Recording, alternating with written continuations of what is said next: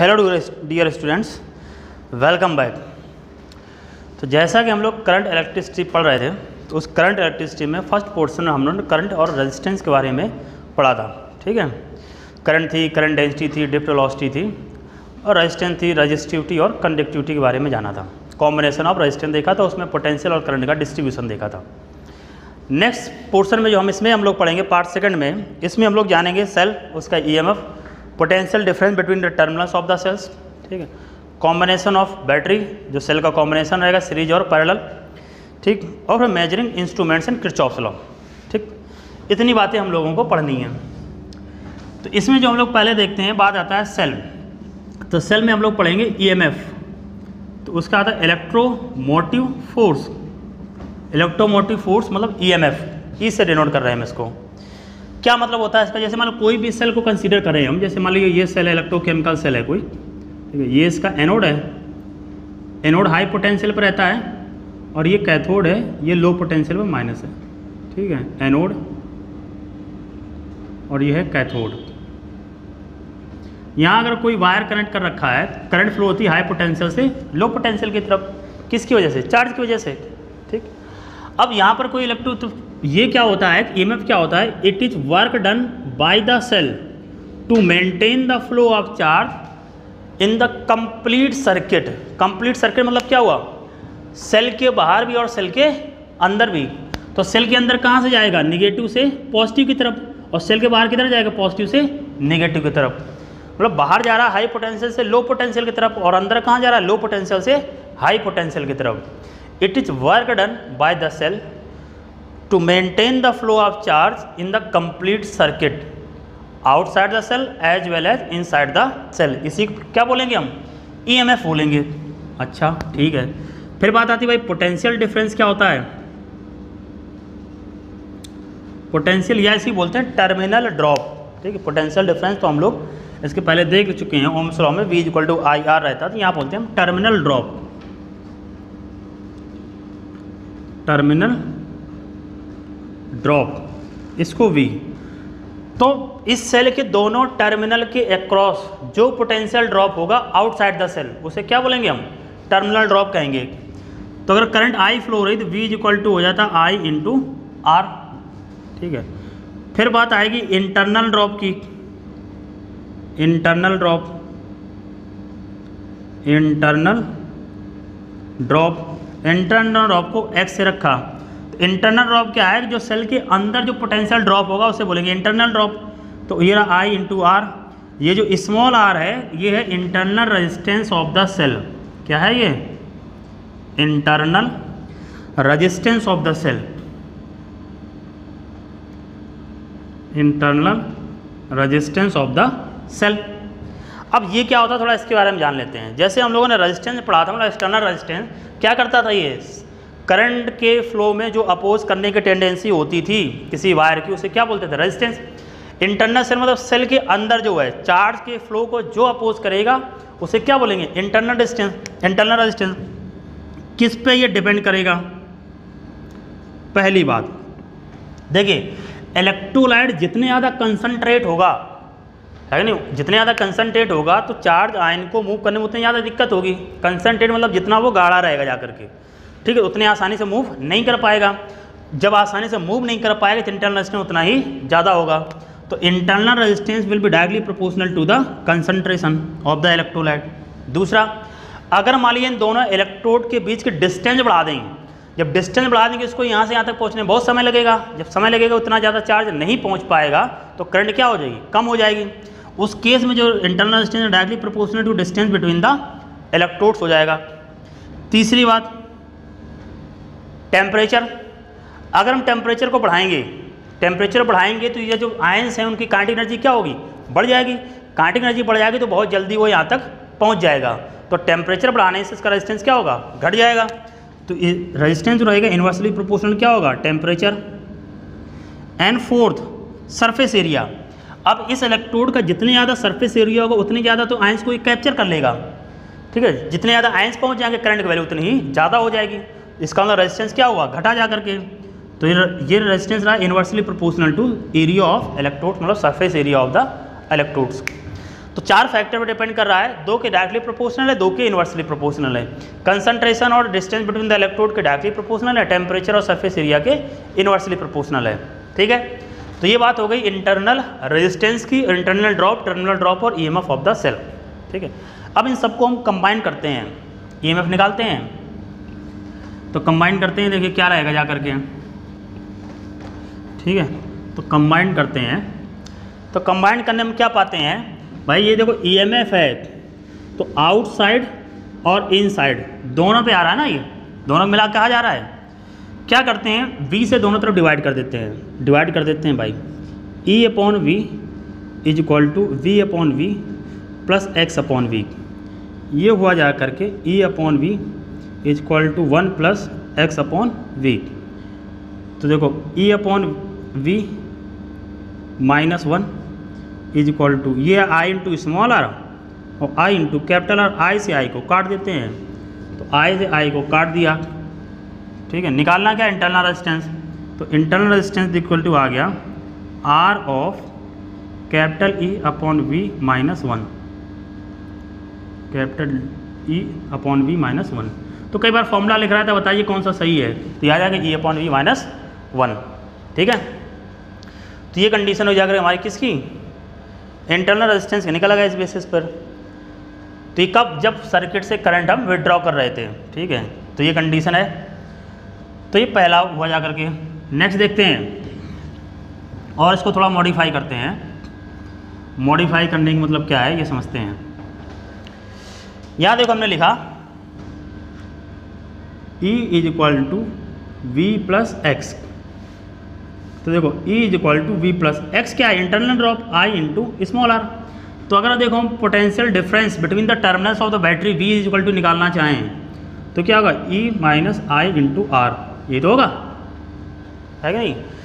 तो ये क्या होगा, बैटरी से करंट को निकाला जा रहा है, तो ये डिस्चार्जिंग ऑफ सेल, ये क्या हो रहा है, सेल डिस्चार्ज हो रहा है, डिस्चार्जिंग ऑफ सेल।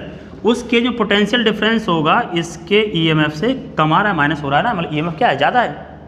ठीक है, अगर ये चार्जिंग ऑफ सेल हो, सेल को क्या किया जा रहा हो, चार्ज, जो सेकेंडरी टाइप के सेल होते हैं ना, तो जब चार्ज किया जाएगा तो बैटरी के पॉजिटिव टर्मिनल को पॉजिटिव से और नेगेटिव को नेगेटिव से जोड़ दिया जाता है, तो V इक्वल टू हो जाता है E plus I into are.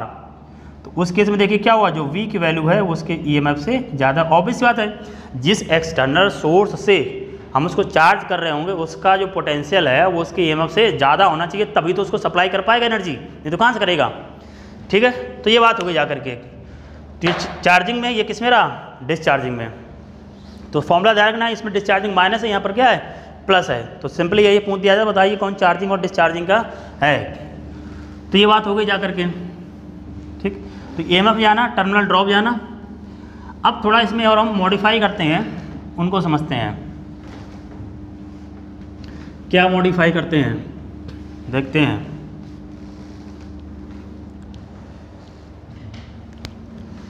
Modify करने पर क्या पाते हैं, तो ये जैसे मान लीजिए सेल है, ये एक्सटर्नल रेजिस्टेंस है, यहाँ मान लीजिए इसको हमने स्मॉल r है, ये इंटरनल रेजिस्टेंस, ये कैपिटल E है और ये एक्सटर्नल रेजिस्टेंस है। तो अगर करंट निकालना चाहें तो करंट बराबर क्या हो जाएगा, ये सप्लाई करा अपन total resistance capital R plus small r, ये हो जाएगी टोटल करंट जो सेल जनरेट करेगा, इधर से ऐसे निकलेगी।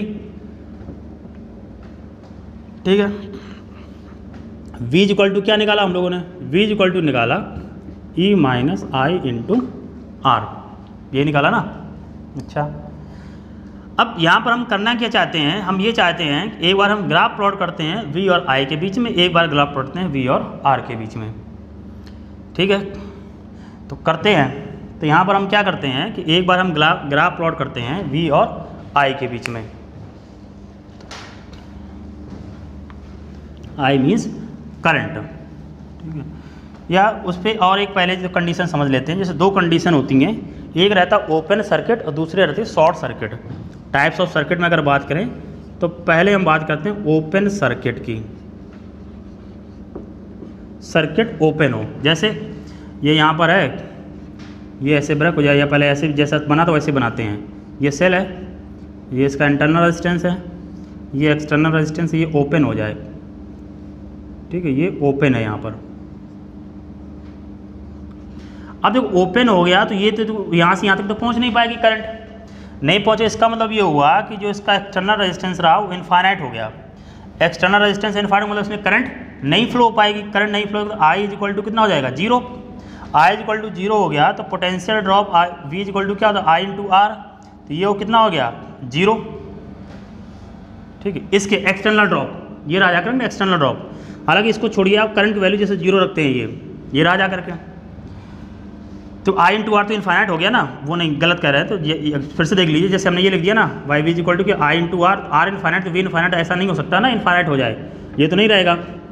अब यहाँ पर देखते हैं हम, ये रखते हैं तो v इज इक्वल टू यहाँ रहा E minus I into small R, I की वैल्यू तो जीरो थी तो v इज इक्वल टू कितना रहा जा करके ई।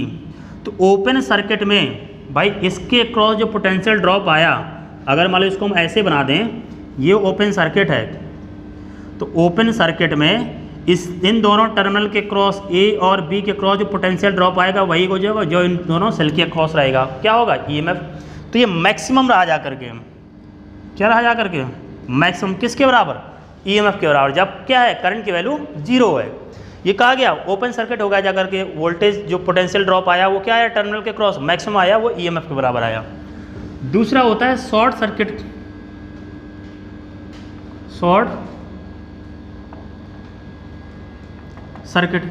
शॉर्ट सर्किट में क्या होता है कि इंटरनल रेजिस्टेंस जीरो हो जाता है, एक्सटर्नल रेजिस्टेंस यहाँ पर कितना था, इनफाइनाइट, मतलब स्मूथ वायर, क्या होगा, स्मूथ वायर। तो ये जैसे बनाते हैं, ये सेल है, ये इसका इंटरनल रेजिस्टेंस है, ये स्मूथ वायर हो गया स्मॉल आर।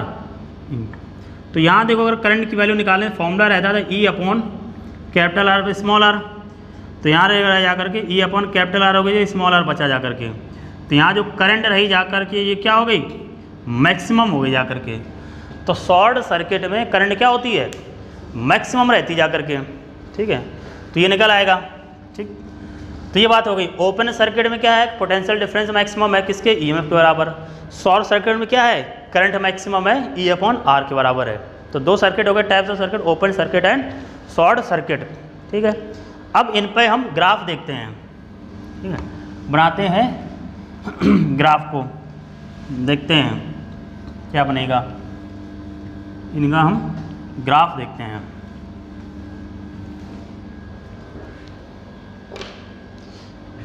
तो ये जैसे कहा गया v is equal to E minus I into r, ठीक है।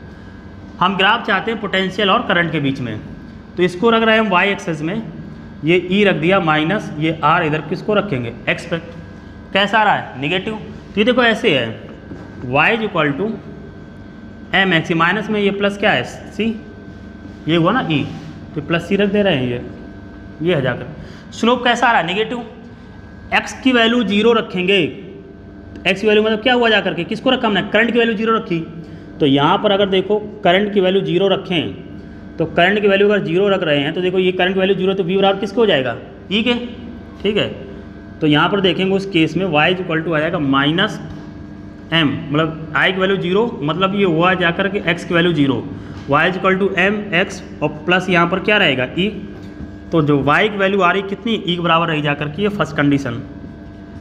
दूसरी हम क्या करते हैं, हम y की वैल्यू जीरो रखते हैं, तो देखो y की वैल्यू जो रखते हैं तो y is equal to minus m minus r, और ये क्या है x, और प्लस ये क्या है e।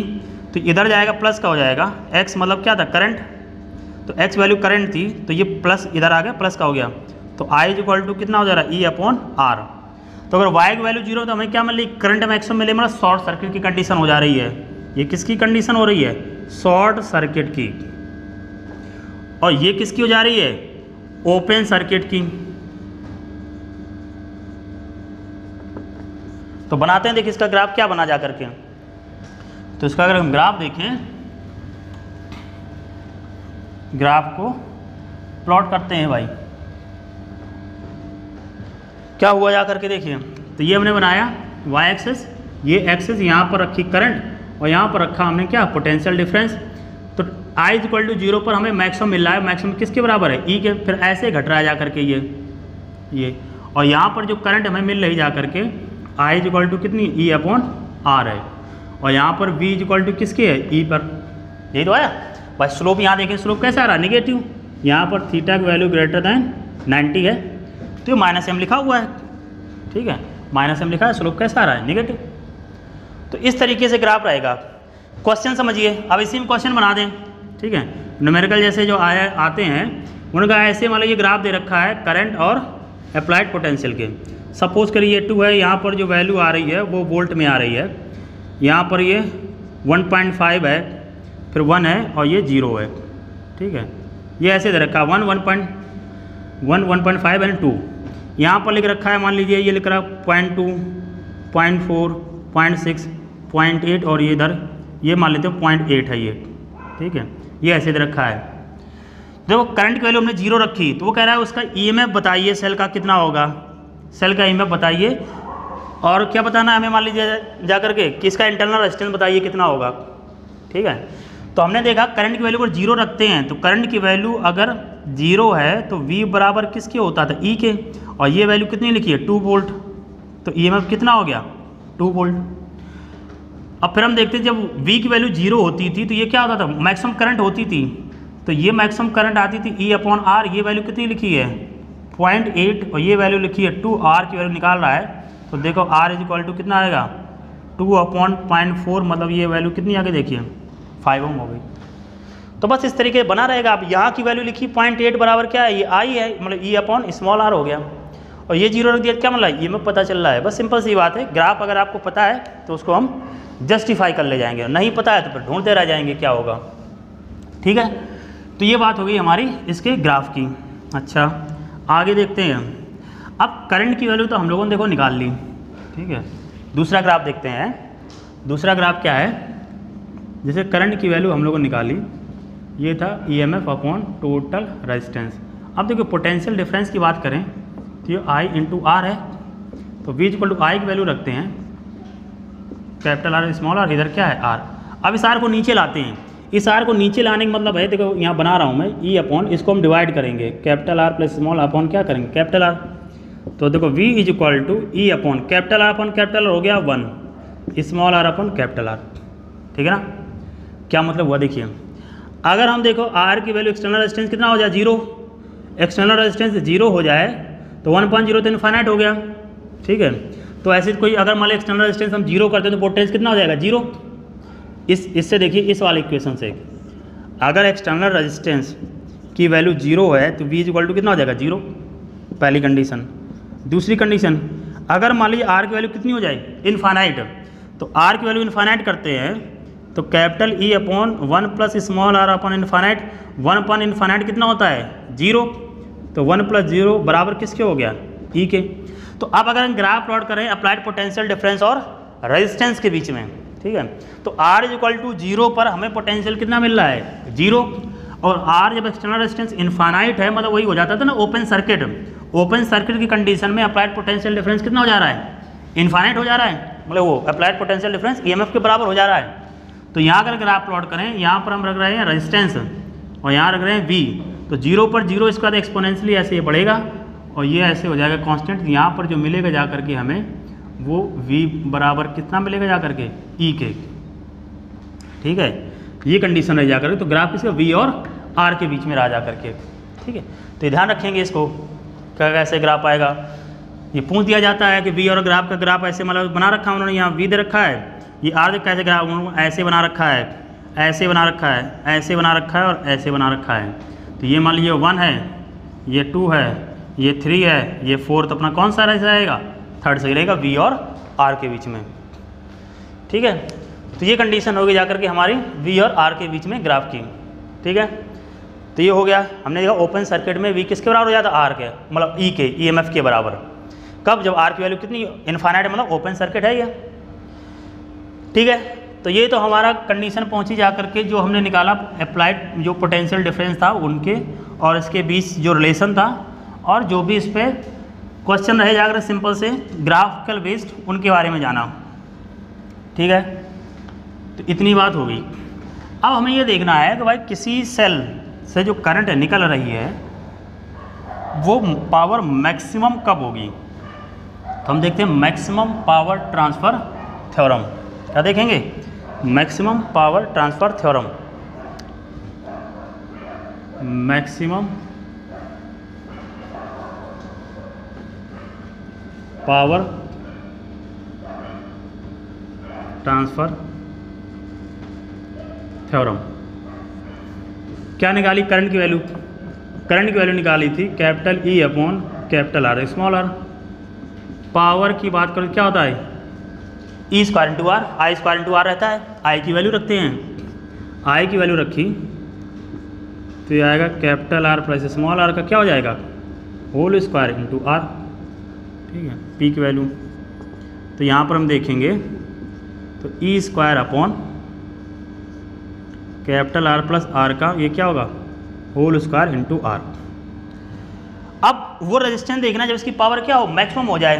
तो अगर मैक्सिमम पावर है तो इसको अगर डिफ्रेंशिएट करेंगे dP अपॉन dR के टर्म में वैल्यू कितनी आ जाएगी? 0 आ जाएगी। तो इसको डिफ्रेंशिएट करते हैं। देखिए तो मैक्सिमम के लिए dP अपॉन dR 0 रखना है। तो E तो कांस्टेंट है, इसको हम बाहर कर लेते हैं। तो ये रखेंगे हम लोग d अपॉन dR। तो ये देखो ऊपर जाएगा तो कितना हो गया? R पावर -2 हो गया। यहाँ पर क्या लिखा है? R। डिफ्रेंशिएट करते हैं, ये मैक्सिमम को हो जाएगा ये 0। ठीक है, तो ये -2 है, -2 का इधर बाहर लाएंगे फिर इसमें क्या हो जाएगा? एक माइनस होगा, माइनस क्या हो जाएगा? 3 बचेगा जा करके। ठीक है, ये हुआ जा करके। और प्लस dr का कितना हो जाएगा? 1। R को यहाँ हमने मल्टीप्लायर का केवल इतने को डिफ्रेंशिएट किया, ये R हो गया। प्लस अब क्या करते हैं, इसको बाहर कर लेते हैं। R प्लस स्मॉल r का पावर कितना हो गया? 2। इसको डिफ्रेंशिएट करने वाले कितनी बचेगी? 1। अब पहले हमने इसको डिफ्रेंशिएट किया, ठीक है, R को बाहर रखा, फिर हमने क्या इसको बाहर रखा है, R को डिफ्रेंशिएट dr कितना हो जाएगा? 1 हो जाएगा जा करके। ठीक, तो अब इससे सॉल्व करते हैं, देखिए क्या पहुँचेगा जा करके। ठीक है, ये कंडीशन हुई जा करके ना। तो हम क्या करते हैं, इसको हम इधर ले आते हैं। तो या पहले ऐसे लिखते हैं, तो ये आएगा minus capital R upon capital R plus whole square कितना रहेगा? 3, और ये कितना रहेगा? 2। ये लिखा है प्लस ये आ जाएगा 1 अपॉन कैपिटल प्लस R की वैल्यू कितनी आएगा? 2 रहेगी जा करके। इसको इधर ले आते हैं, हो जाएगा प्लस का 2R upon capital R plus का कितना रहेगा? Whole cube. यहाँ रहेगा जा करके, ये तो प्लस का हो जाएगा ना जब नीचे जाएगा। कैपिटल R प्लस R का कितना रह जाएगा? Whole square. अब इसको उधर ले जाते हैं, तो इधर जाएगा तो ये देखो हो जाएगा कैपिटल R, या सीधे इसको काट देते हैं, ये पूरा कट जाएगा, सही बच जाएगा। तो ये उधर जाएगा 2R बराबर ही हो गया। तो ये इधर आएगा कैपिटल R बराबर कितना हो गया? स्मॉल r के। ये हुआ जा करके मैक्सिमम पावर ट्रांसफ़र थ्योरम के लिए कैपिटल R बराबर किसके है? स्मॉल r के। बस इतनी सी बात रही। कैपिटल R बराबर स्मॉल r किया तो उसमें देखो करंट की वैल्यू निकालो कितनी आ जाएगी। तो करंट की वैल्यू हम लोगों ने निकाली थी, I इक्वल टू रहता था capital E upon capital R small r। तो कैपिटल E इक्वल टू यहाँ पर हमने रख दिया small r plus small r। तो मैक्सिमम करंट कितनी हो गई? E/2R है कि नहीं है? E/2R, या ऐसे लिख सकते हैं E अपॉन 2R। ये तो हो गया ना। अब पावर मैक्सिमम निकालनी थी, पावर मैक्सिमम का ये फॉर्मूला लिखा हुआ जा करके। तो मैक्सिमम पावर करंट स्क्वायर, तो इसका स्क्वायर करेंगे तो हो जाएगा E स्क्वायर, यहाँ 4R स्क्वायर इधर R रहेगा, इससे काट देंगे। तो यहाँ पर हमने देखा तो power maximum E square upon कितना आ गया? 4R। तो बस दो बातें ध्यान रखनी, करंट मैक्सिमम की वैल्यू और पावर मैक्सिमम की वैल्यू। कब वैल्यू है ये मैक्सिमम? जब कैपिटल R बराबर किसके है? स्मॉल r के बराबर है। तो ये बात होगी हमारी मैक्सिमम पावर ट्रांसफ़र थ्योरम की। ठीक है, तो जिसमें हमें क्या देगा ना, capital R equal to small r, मतलब रेजिस्टेंस के बराबर है। तो ध्यान रखना है यहाँ पर मैक्सिमम करंट कितनी आ रही है और ये मैक्सिमम पावर हो जा रहा है E²/4R। ठीक है, तो ये बात हो गई जा करके। अब देखते हैं आगे क्या, आगे देखते हैं उसको समझते हैं।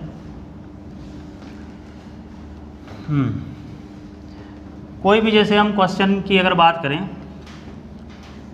उसको समझते हैं।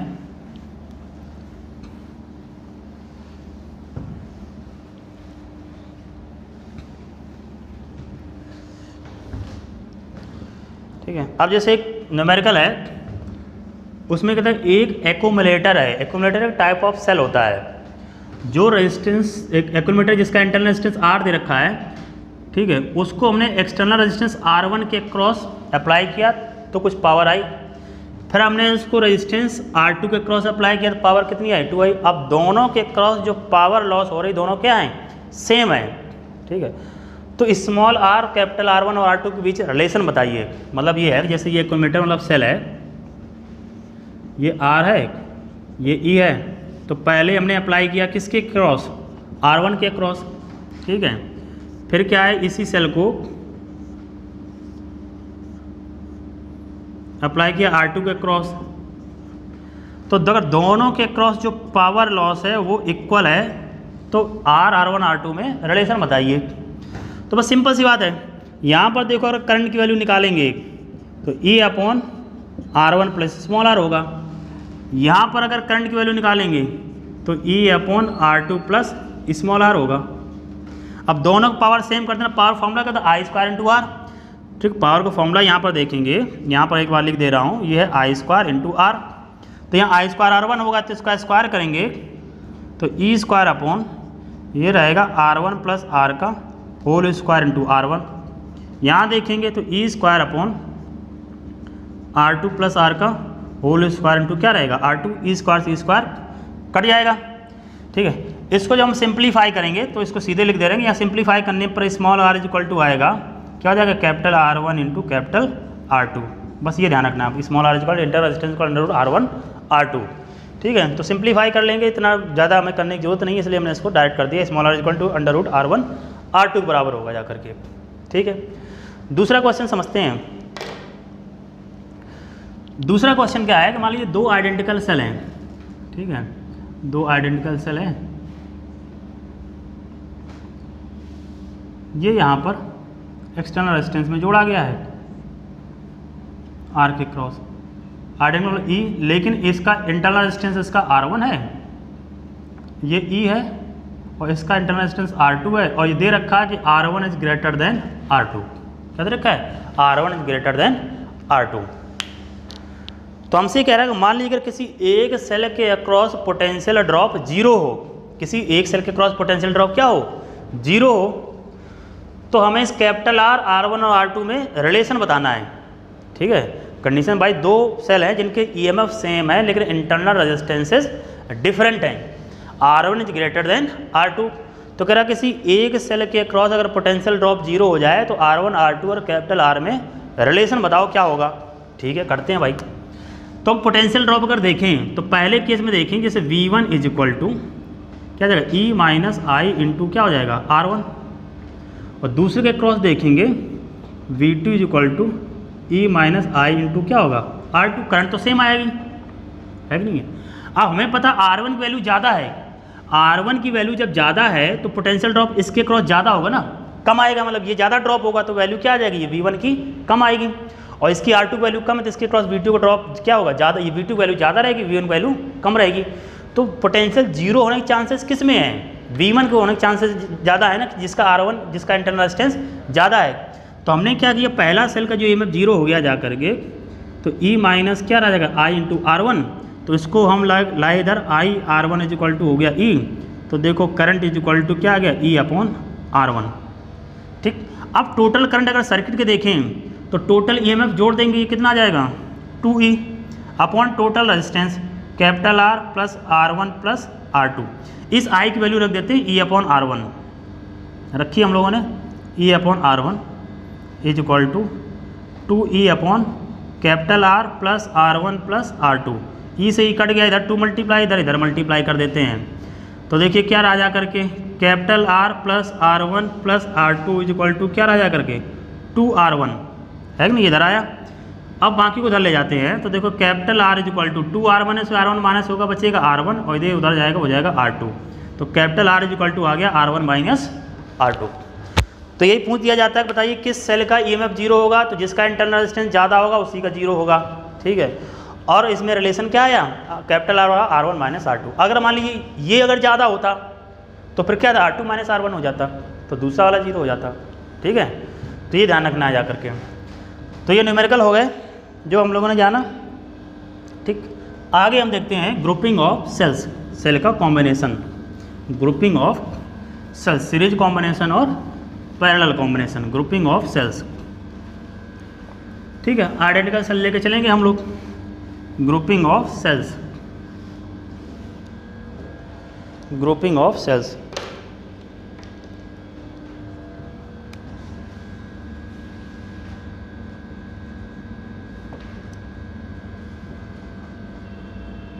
तो पहला आता है सीरीज,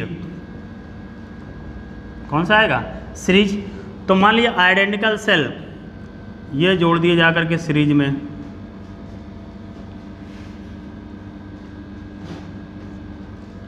और ये है एक्सटर्नल रेजिस्टेंस। हर एक सेल का जो ईएमएफ है, ई है, इंटरनल रेजिस्टेंस आर है। अगर मान लीजिए इसी तरीके से हमने क्या किए रखे हैं, एस नंबर ऑफ सेल है, ये जोड़ रखे हैं हमने, तो सीरीज में क्या होगा, देखिए एक दूसरे के सब क्या करेंगे, सपोर्ट करेंगे। तो सपोर्ट करेंगे तो देखो ई इक्विवेलेंट, सब एस नंबर ऑफ सेल है तो कितना, एस इंटू ई, अगर 2 होते तो 2 हो जाता, 3 होते तो 3 हो जाता, तो जितने होते हैं एस इंटू हो गया। इंटरनल रेजिस्टेंस की अगर बात करें आर इक्विवेलेंट, तो जितने सेल हैं वो जुड़ जाएंगे, सीरीज में क्या होता है, एन इंटू आर हो जाता है, तो एस इंटू आर हो गया। तो यहाँ पर देखो करंट की बात करते हैं, करंट की बात करेंगे तो ई इक्विवेलेंट अपॉन एक्सटर्नल सर्किट का आर इक्विवेलेंट।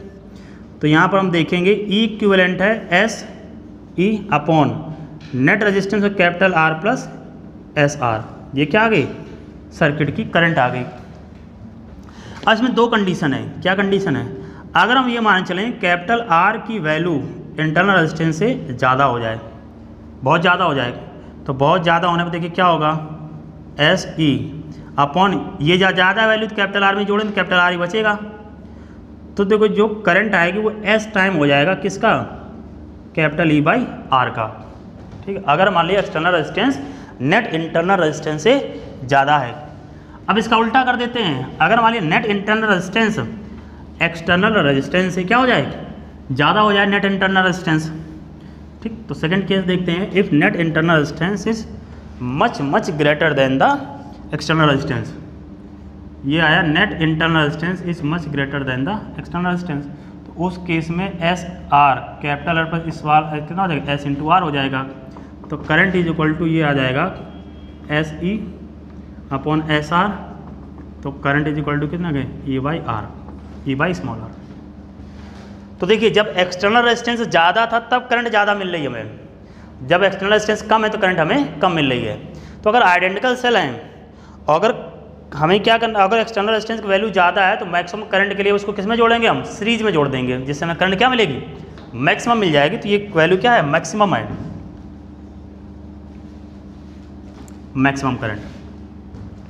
ठीक है, तो पहला कौन सा हो गया, सीरीज कॉम्बिनेशन होगा। तो इसी तरह वीडियो को पॉज करके लिख लेंगे, इतना ज़्यादा नहीं है। तो ये क्या रहा, सीरीज कॉम्बिनेशन।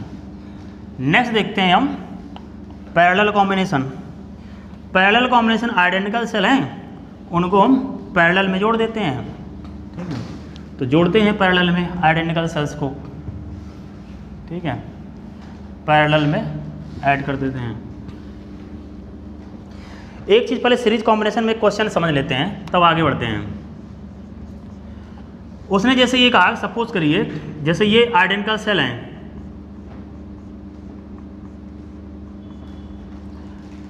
और इसमें एक सेल को उल्टा कर दें हम। ठीक है, ये जैसे ई ई ई ई ई और ये ई, बाकी ये एक्सटर्नल रेजिस्टेंस इधर जुड़ा है जाकर के कैपिटल आर, इनके सब के इंटरनल रेजिस्टेंस स्मॉल आर थे। अब देखिए अगर हमने एक सेल को उल्टा किया, टोटल सेल कितने हैं, 1 2 3 4 5 6। ठीक है, तो देखिए हमने क्या किया, 5e माइनस क्या हो गया e, ये टोटल इक्विवेलेंट ईएमएफ हो गया ना भाई, ये सपोर्ट कर रही है, क्या कर रहा है, अपोज कर रहा है, upon total resistance capital R plus जो भी आर इक्विवेलेंट रहेगा। तो नेट ईएमएफ देखो कितना हो गया, 4e upon capital R plus small r equal to. तो अगर मान लीजिए एक सेल उल्टा होता है तो कितने का इफेक्ट करेगा, उसमें कितने को माइनस करेंगे हम, 2 को माइनस करेंगे। देखो 6 थे, A1 2 3 4 5 6, बच कितने रहे, 4। तो ये ध्यान रखें, अगर मान लीजिए हम n सेल को रिवर्स कर देंगे तो कितना जाएगा, 2n जाएगा। ठीक है, अगर एक सेल को रिवर्स करें कितना जाएगा, 2 जाएगा। ये ध्यान रखना है आपको, बस यही क्वेश्चन जैसे बन जाता है इसमें कि क्या कंडीशन है ये। तो अगर n सेल को रिवर्स कर देंगे तो उसमें क्या करें हम 2n को माइनस कर देंगे, ठीक, ये बात रहेगी जाकर के। तो अगर 1 सेल गेट रिवर्स तो 2 से माइनस कर देंगे, तो ये बात ध्यान रखना है और इसमें कोई बात नहीं है। तो ये किस में हमने देखा, सीरीज कॉम्बिनेशन में। अब बात हम करते हैं पैरेलल कॉम्बिनेशन की, ठीक, पैरेलल कॉम्बिनेशन पे आते हैं, ठीक। तो आते हैं हम पैरेलल कॉम्बिनेशन। तो पैरेलल कॉम्बिनेशन में देखते हैं,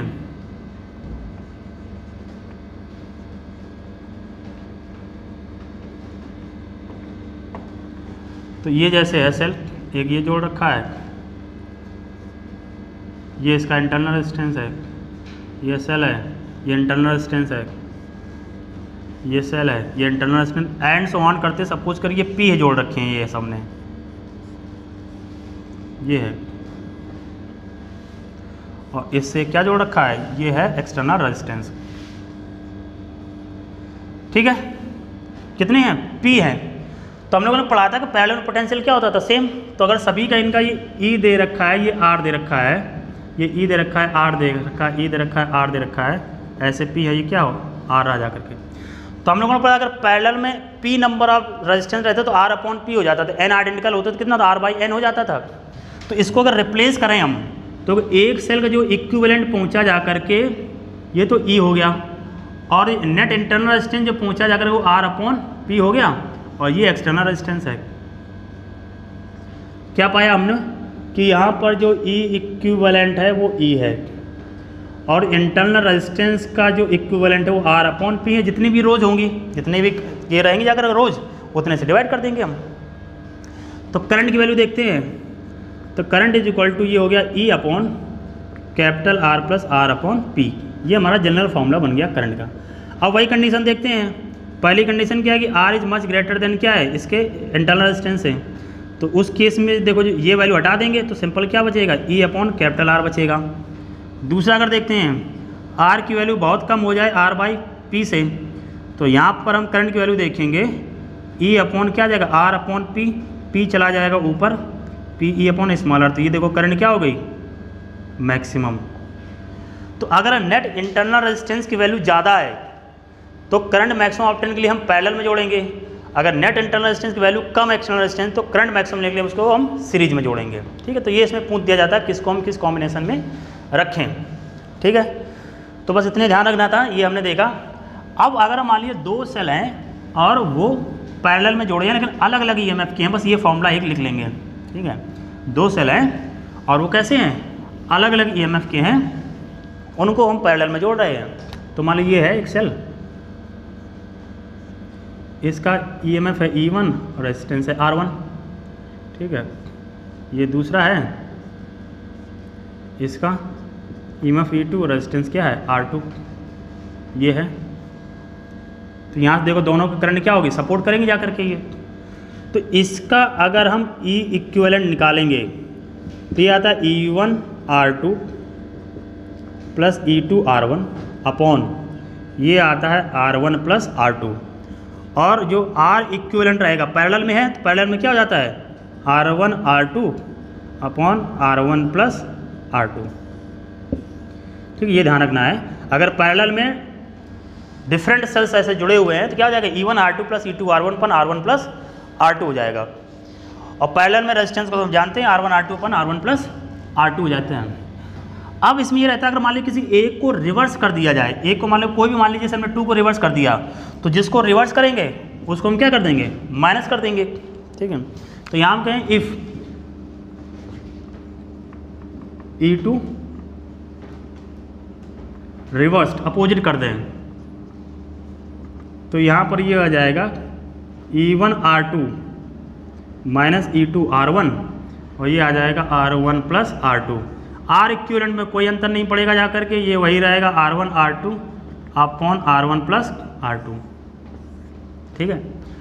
तो बस ये रहता है, तो ऐसे कहीं लिखा रहता है तो उसका इक्विवेलेंट निकाल लेंगे और हम जो भी वैल्यू कहेगा, करंट की वैल्यू कहेगा करंट निकाल लेंगे, रेजिस्टेंस तो रेजिस्टेंस निकाल लेंगे, जो भी कहेगा करके, ठीक है। तो ये बात होगी हमारे सेल के कौन से पैरेलल कॉम्बिनेशन के। हालांकि एक और आता है मिक्स्ड कॉम्बिनेशन, लेकिन कोई पूछा नहीं जाता है ना, उसने दे रखा है, तो इसलिए हम उसको हम नहीं बता रहे, जो हर साल हम बताते रहते थे। तो उतना ज़्यादा डिटेल में पढ़ाने की ज़रूरत नहीं है। तो ये रहा जाकर कॉम्बिनेशन ऑफ सेल्स की, ठीक है। आगे देखते हैं नेक्स्ट। ये तो हमारे बात हो गई सेल के बारे में। सेल का ईएमएफ देखा, ओपन सर्किट, शॉर्ट सर्किट देखा, कब करंट मैक्सिमम थी, कब पावर मैक्सिमम थी, इनके बारे में देखा, ठीक है। अब थोड़ा सर्किट एनालिसिस देख लेते हैं, फिर हम बात करते हैं किरचॉफ लॉ पर। क्या देखते हैं? Circuit analysis.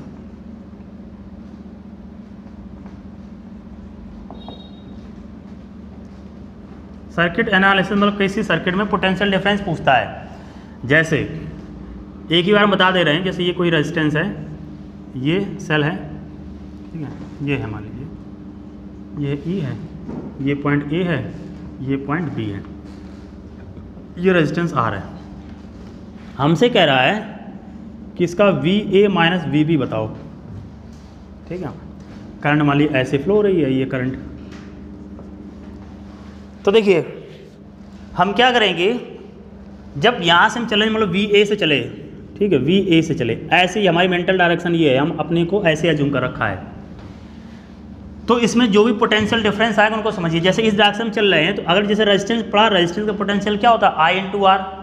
अगर हम करंट की अपोजिट डायरेक्शन में चल रहे हैं तो इसको रखेंगे हम प्लस, क्या हो जाएगा? आई इंटू आर। फिर क्या आया? सेल। हम सेल के पे जिस टर्मिनल से निकलेंगे वो साइन रखेंगे, तो क्या आ गया? माइनस आई, और बराबर किसके है?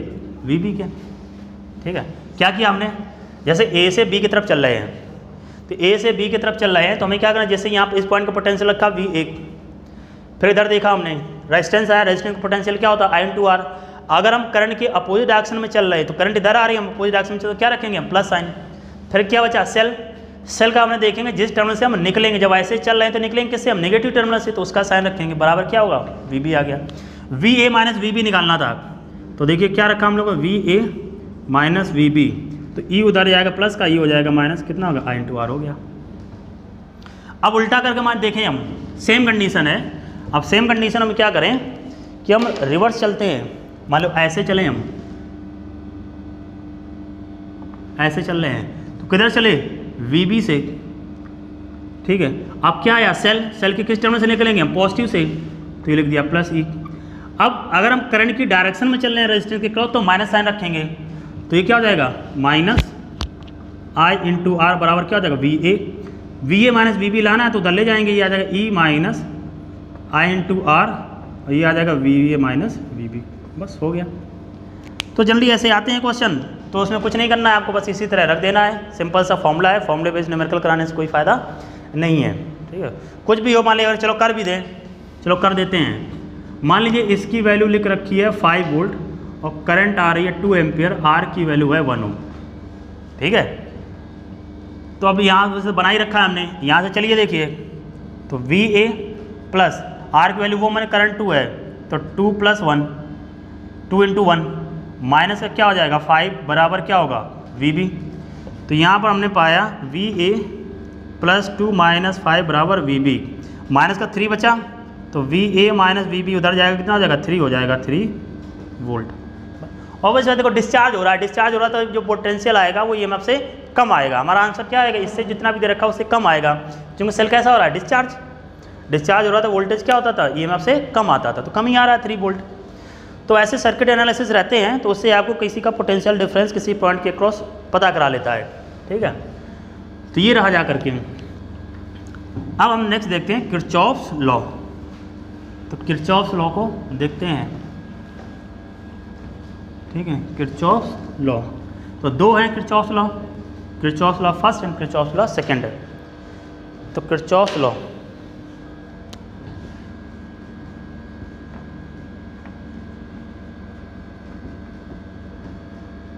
किरचॉफ्स लॉ, तो फर्स्ट रहता है जंक्शन लॉ।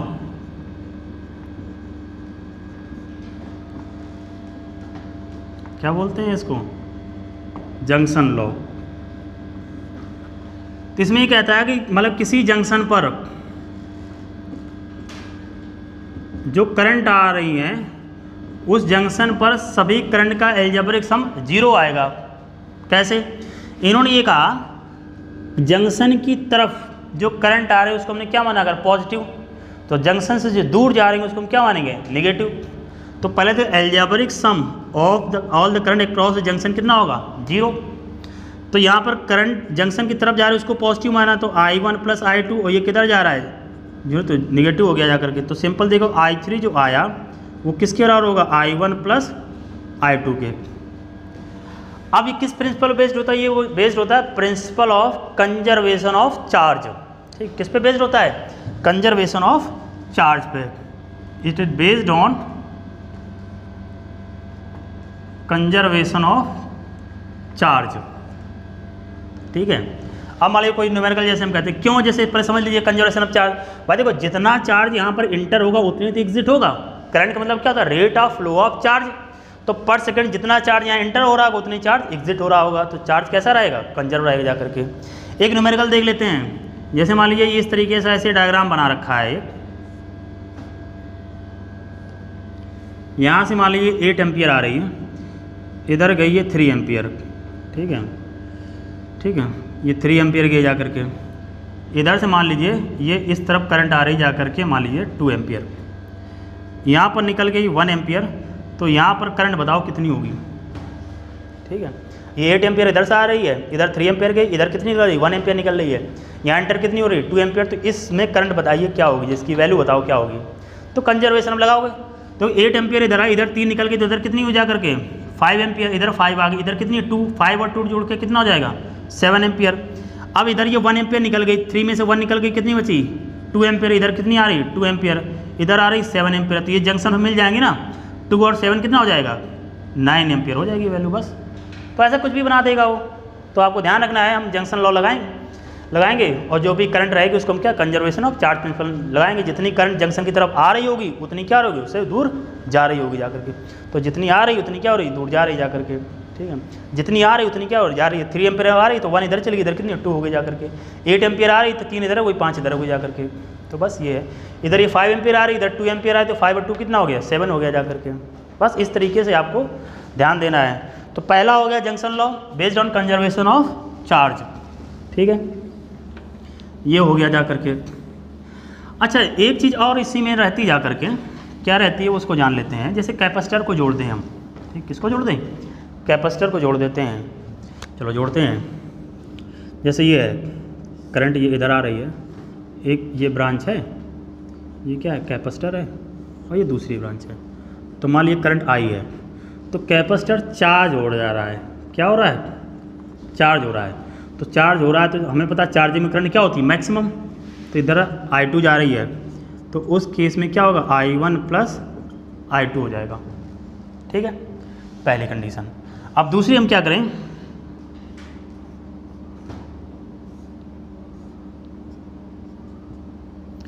अब ये चार्ज हो गया, ठीक है, स्टेडी, ये फुल्ली चार्ज।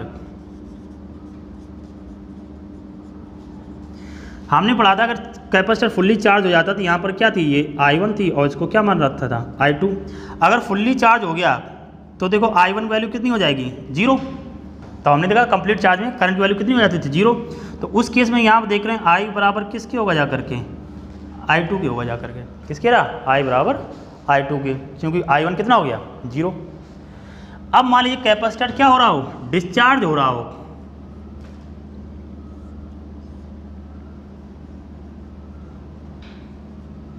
अब डिस्चार्ज करेगा तो t = 0 पर क्या रहेगा, उसमें करंट की वैल्यू इसमें डिस्चार्ज होगी ना जा करके, निकलेगी जा करके। तो ये करंट यहाँ से निकलेगी जा करके ये I। तो मान लीजिए इधर निकल लीजिए I1 और इधर निकल गई I2। तो I बराबर क्या होगा I1 प्लस I2। तो ये ध्यान रखना है कहाँ पर क्या लिखा हुआ है। ठीक है, तो ये आ गया डिस्चार्ज में, चार्ज में और नॉर्मली कंडीशन में। ठीक है, तो ये बात होगी जा करके हमारी पहले लॉ की, जंक्शन लॉ की, जिसमें algebraic sum of the current हमने कितना माना 0 देखा। एक न्यूमेरिकल देख लेते हैं इस पे और। ठीक है, ये तो नॉर्मल सी बात थी। क्या न्यूमेरिकल देखते हैं, कुछ ना कुछ तो देखेंगे, है कि नहीं। न्यूमेरिकल है तो कुछ ना कुछ तो रखना ही जाएगा ना। तो ये मान चलते हैं, थोड़ा अच्छा देखते हैं न्यूमेरिकल।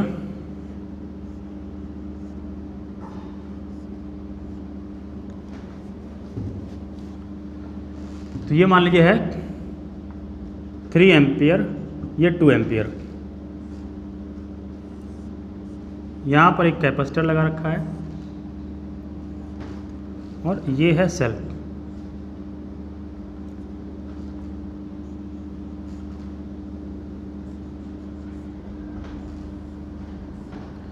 ये मान लीजिए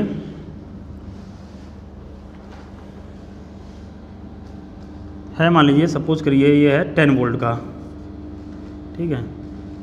ये कैपेसिटर है 2 माइक्रोफैरड का, ये रेजिस्टेंस है 2 ओम का। जो R2 इक्वल टू लिख रखा है, मान लीजिए कितना कर दें हम, मतलब 3.8 ओम का, ठीक है, ये दे रखा है। तो अब हमसे ये कह रहा है कि भाई इस कैपेसिटर के अक्रॉस पोटेंशियल ड्रॉप बताइए क्या होगा। इस कैपेसिटर के टर्मिनल के अक्रॉस पोटेंशियल ड्रॉप बताइए क्या होगा, यहाँ बताना है। या पहले स्टेप के इस सर्किट में करंट बताइए एट स्टेडी स्टेट, कब पर, स्टेडी स्टेट पर। Find out the current in the circuit at the steady state. ये 3.8 लिखा है, ठीक है, आपको दूर से ना समझ में आए तो 3.8 3.8 लिखा है वो। स्टेडी स्टेट पर करंट बताइए। तो स्टेडी स्टेट मतलब होता है कैपेसिटर क्या हो जाएगा, कंप्लीटली चार्ज हो जाएगा। हम लोग ये जान लिए हैं कि जब करंट देखो यहाँ से निकलेगी तो जब कंप्लीटली चार्ज, इस ब्रांच में करंट कितनी हो जाएगी, 0 हो जाएगी। ये करंट इधर जाएगी, इधर क्या होगा, डिवाइड। ये दोनों किस में रहे, पैरेलल में। इन पैरेलल का हम नेट रेजिस्टेंस निकालेंगे, क्या होता है R1 R2 अपन R1 प्लस R2। तो 3 × 2 कितना आ गया 6, R1 प्लस R2 3 + 2 कितना आ गया 5। तो ये वैल्यू कितनी आ गई 1.2, करंट इधर आई, ठीक है, इधर आई, ये जुड़ जाएगी। तो ये इसके साथ कैसा रहा, सीरीज में। तो 1.2 और 3.8 जोड़ देंगे, कितना आ जाएगा 0, 315 आ गया जा करके 5 ओम R इक्विवेलेंट। तो यहाँ पर हमने लोग निकाली R इक्विवेलेंट कितना हो गया 5 ओम। तो करंट की वैल्यू हम लोग निकालेंगे, कितना आ जाएगा E/R इक्विवेलेंट। तो ये है 10, ये है 5, तो करंट की वैल्यू कितनी आ गई जा करके 2 एम्पियर, है कि नहीं। कितना हो गया, 2 एम्पियर हो गया। अब देखिए, अब इसके अक्रॉस पोटेंशियल ड्रॉप इस कैपेसिटर के अक्रॉस वही होगा जो इसके अक्रॉस होगा, है कि नहीं। जो इसके अक्रॉस होगा वही तो आएगा, या जो इसके अक्रॉस होगा वही आएगा। जो इन दोनों पैरेलल तो पोटेंशियल सेम होगा ना, तो हम कह सकते हैं जो इसके अक्रॉस जो पोटेंशियल ड्रॉप आएगा वही तो आएगा इस कैपेसिटर के अक्रॉस, क्योंकि दोनों आपस में कैसे हैं, पैरेलल। तो ये हम निकालना जानते हैं कि V = जब चार्ज कितना रहता है I × R रहता है जा करके। तो V निकालना है कैपेसिटर का, ये वैल्यू है 10, करंट की वैल्यू निकाली 2, और ये R की वैल्यू कितनी है 3.8। तो 10 माइनस कितना आ गया 7.6। तो 10 में 7.6 को माइनस करेंगे, इधर बचा रहा 0.49, कितना आ गया 2.4 वोल्ट आया। चेक कर लेते हैं क्या यही रहेगा। कहाँ चेक करने का हमारा मिल रहा है हमें, यहाँ कर, जो इसके क्रॉस आएगा वही इसके क्रॉस आएगा, वही इसके क्रॉस आएगा। तो यहाँ पर जो 2 एम्पियर करंट है इसको हम डिवाइड करेंगे। तो हमने कहा था इन्वर्सली डिवाइड होगा जा करके। तो अगर करंट निकालना चाहते हैं 2 ओम में, तो 3 को ऊपर रखेंगे, दोनों को जोड़ देंगे, यहाँ से 2 से डिवाइड कर देंगे। कितना आया 6/5, ये आया ना 6/5, मतलब कितना हो गया 1.2 एम्पियर हो गया। अगर हम मान लीजिए 3 के क्रॉस निकालते तो 2 को ऊपर रखते, इनको जोड़ते, यहाँ पर टोटल करंट देते, कितना आ जाता 4/5, मतलब कितना आ गया 0.8, 1.2 0.8 कितना हो गया 2 एम्पियर हो गया। अब इसके क्रॉस पोटेंशियल देखते हैं, तो 2 के क्रॉस पोटेंशियल देखेंगे, 2 के क्रॉस करंट, और क्या आएगा R2 रख देंगे। तो ये वैल्यू आ रही है 1.2, ठीक है। रेजिस्टेंस कितना देगा 2, तो देखो कितना आ गया 2.4 वोल्ट, तो वही तो आ रहा है 2.4 वोल्ट। तो ऐसे पूछ देगा कि स्टेडी स्टेट में कैपेसिटर के टर्मिनल्स के क्रॉस इस ब्रांच में क्या होता है, ये पोटेंशियल ड्रॉप बताइए, या इसमें करंट बताइए। तो करंट इसमें कितनी रहेगी 0, पोटेंशियल ड्रॉप निकाल लिया हमने, ठीक है। तो ये हमारी कंडीशन निकली। तो ध्यान रखेंगे, हमने वहाँ जब कैपेसिटर पढ़ा रहे तो हमने कहा था कि क्वेश्चन हम आपको वहाँ पर कराएंगे, तो ये कंडीशन रही जा करके। तो इस तरीके से क्वेश्चन आ जाते हैं जो आप ध्यान रखेंगे, ठीक है।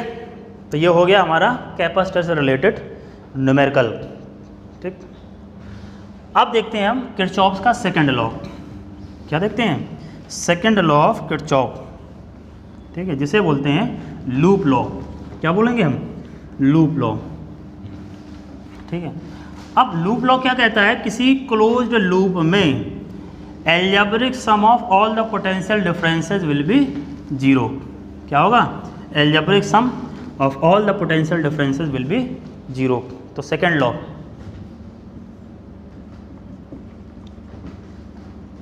क्या बोलते हैं इसको, लूप लॉ।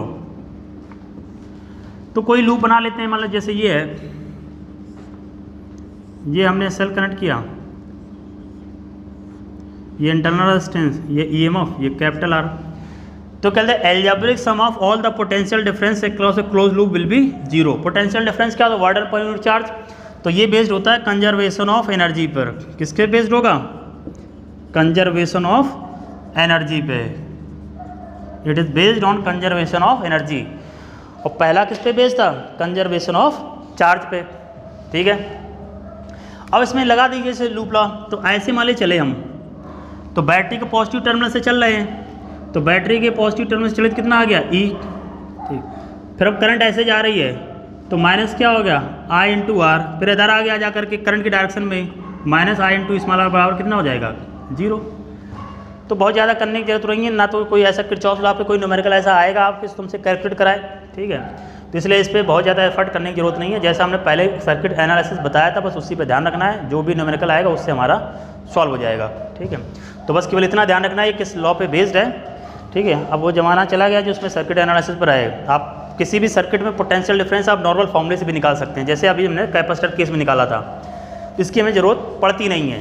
ठीक है, जो पड़ती है जा करके ऐसे न्यूमेरिकल अब आते नहीं हैं। ठीक है, इतना समय नहीं रहता कि आप उसको जस्टिफाई करो और इतना कैलकुलेट करिए जा करके। ठीक है, पड़ती जा करके जो क्यूब वाला रहता है 12 वायर नेटवर्क, उसमें पड़ती तो वो हमने रेजिस्टेंसेस आपको लिखवा रखे हैं, कितना आर इक्विवेलेंट रहता है क्यूब वाले में, 5/6 है, 3/4 है या 7/12 है, वो हमने करवा रखे हैं। तो उसमें ज़रूरत पड़ती तो उसमें कोई बात नहीं है। तो ये किरचॉफ लॉ की हो गई। हालांकि जरूरत इसकी पड़ेगी व्हीटस्टोन ब्रिज में पड़ती है, तो हमें उसको डिराइव करने की देखने की जरूरत नहीं है व्हीटस्टोन ब्रिज क्या है। तो अब हम जैसे देखते हैं व्हीटस्टोन ब्रिज आज पढ़ेंगे हम मेजरिंग इंस्ट्रूमेंट। तो यहाँ पर हम देखते हैं व्हीटस्टोन ब्रिज। ठीक है, व्हीटस्टोन ब्रिज बनाते हैं।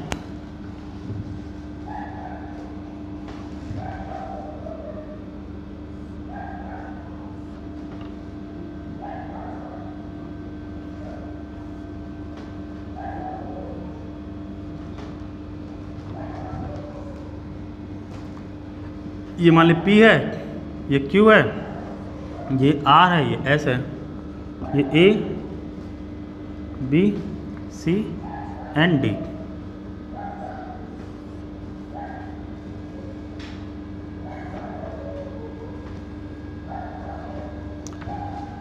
तो ज़्यादा हम कुछ ज़्यादा नहीं, हम इसको हम ड्राइव नहीं कर रहे हैं। बात ये आती है, अगर गैल्वेनोमीटर के अक्रॉस करंट कितनी हो जाए, जीरो, इस वाली ब्रांच में, तो ये कहलाता है बैलेंस्ड व्हीटस्टोन ब्रिज। क्या कहलाएगा, बैलेंस्ड कंडीशन में कहलाएगा। कब होगा, कैसे पता करेंगे हम, तो इनका रेशियो जो आएगा P/Q इज इक्वल टू क्या हो जाएगा, R/S। क्या होगा, P/Q will be equal to R/S। तो बैलेंस व्हीटस्टोन ब्रिज की कंडीशन होगी जा करके। ठीक है, तो बस यही देखना है, बाकी ऐसा कुछ इसमें रहता नहीं। जाकर के न्यूमेरिकल जो आते रहते हैं उनका कोई अंत नहीं है, कुछ भी आप करते रहिए। अब इसका रिलेशन जैसे रहेगा, हमें उसमें देखना रहेगा जो मीटर ब्रिज रहेगा जा करके। ठीक है, और इस तरह की जो आर इक्विवेलेंट की वैल्यू निकालती हैं, तो आप जैसे बुक में तमाम दे रखा है, उसमें आप सॉल्व करके देखेंगे। इसका इक्विवेलेंट रजिस्टर निकालने बड़े आसान रहते हैं जा करके। ठीक है, तो अब हम लोग पढ़ते हैं व्हीटस्टोन ब्रिज का जो एप्लीकेशन होता है जा करके, वो रहता है मीटर ब्रिज पे। तो हेडिंग डालते हैं हम मीटर ब्रिज। ठीक है, या पोस्ट ऑफिस बॉक्स जो रहता है जा करके, मीटर ब्रिज।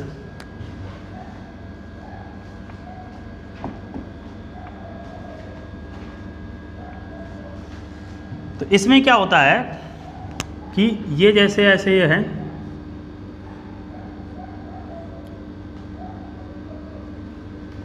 यहाँ पर रेजिस्टेंस बॉक्स लगाते हैं हम लोग।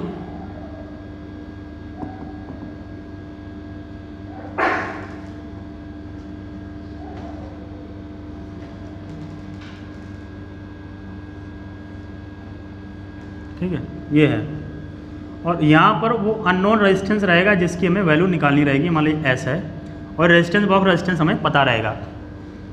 ये मीटर ब्रिज है। इसमें क्या करते हैं कि एक यूनिफॉर्म थिकनेस का 1 मीटर की लेंथ का वायर लगाते हैं यहाँ पर। कितनी मीटर लेंथ का? 1 मीटर लेंथ का, मतलब इसकी जो लेंथ होगी वो 100 सेंटीमीटर रहेगी। ठीक है। अच्छा, एक स्टैंडर्ड सेल लगाएंगे यहाँ पर। ठीक है, स्टैंडर्ड सेल मतलब जो इस वायर में क्या करेगा, करंट को फ्लो कराएगा। एक मतलब स्टैंडर्ड सेल ये लगा दिया जो क्या करेगा, इसमें करंट को फ्लो करेगा जा करके, ये इधर रहेगा जाकर। अब होता क्या है कि इससे हम अननोन रेजिस्टेंस, अननोन वायर का रेजिस्टेंस निकालते हैं कितना है। जैसे अननोन किधर है, ये हमने राइट साइड लगाया है एस में, ये रेजिस्टेंस बॉक्स है, ये क्या है, रेजिस्टेंस बॉक्स है, इसका रेजिस्टेंस हमें पता रहेगा। ठीक है, पता है। अच्छा, तो करते क्या है कि यहाँ पर एक जॉकी रहती जा करके, ठीक है, ये गैल्वेनोमीटर रहता है, इसको हम यहाँ पर ऐसे मूव कराते हैं। ठीक है, क्या होता है, इस वायर का कुछ रेजिस्टेंस होगा। ठीक है, हमने कहा कि मान लो इसका क्या है, इस वायर का रेजिस्टेंस आर है, रेजिस्टेंस पर यूनिट लेंथ क्या है, स्मॉल आर, रेजिस्टेंस पर यूनिट लेंथ दे रखा है स्मॉल आर। अब होगा कि जब इसको देखो हम यहाँ मूव कराएंगे तो इसमें क्या करंट फ्लो होगी, तो जब यहाँ का पोटेंशियल और यहाँ का पोटेंशियल बराबर हो जाएगा तो करंट क्या हो जाएगा, जीरो हो जाएगी। मतलब इतने रीजन का पोटेंशियल और इतने रीजन का पोटेंशियल क्या हो गया, सेम हो गया। ठीक है, जब सेम हो गया तो इस वाले ब्रांच में करंट नहीं जाएगी, तो कैसा, तो बैलेंस्ड व्हीटस्टोन ब्रिज की कंडीशन बन गई। अगर इसकी लेंथ इधर मान लीजिए एल आ रही है तो इधर कितनी बचेगी, 100 माइनस एल, ये मान लेते सी है, ये है ए, और ये कितना है डी, ये रहा जा करके। तो क्या इस ये रहेगा जा करके पी, और ये क्या रहेगा क्यू, ये आर है, ये क्या है एस। तो रेजिस्टेंस पर यूनिट लेंथ निकाला था, तो एसी लेंथ का रेजिस्टेंस करें तो आर कितना हो जाएगा, रेजिस्टेंस ऑफ, यहाँ पर हम बात करें रेजिस्टेंस ऑफ एसी, तो रेजिस्टेंस पर यूनिट लेंथ स्मॉल आर था, हमें एल लेंथ का निकालना है, तो क्या हो जाएगा आर इंटू एल, और रेजिस्टेंस ऑफ सी बी निकालेंगे जा करके, तो इसमें क्या आ जाएगा 100 माइनस एल इंटू आर हो जाएगा। अब बैलेंस व्हीटस्टोन ब्रिज में क्या करते हैं हम लोग भाई, पी अपॉन क्यू बराबर क्या रहता है आर बाई एस। पी की वैल्यू निकाली आर एल, और ये वैल्यू है 100 माइनस एल इंटू आर बराबर क्या है आर बाई एस, आर से आर कट गया, हमें निकालना क्या है, एस की वैल्यू निकालनी है। तो एस बराबर क्या हो जाएगा, ये वैल्यू आ जाएगी 100 minus L upon L into क्या रहेगा आर। बस सिंपल सही रहता है जा करके। तो जो अननोन रहता है वो किधर जोड़ते हैं हम, राइट साइड में जोड़ेंगे।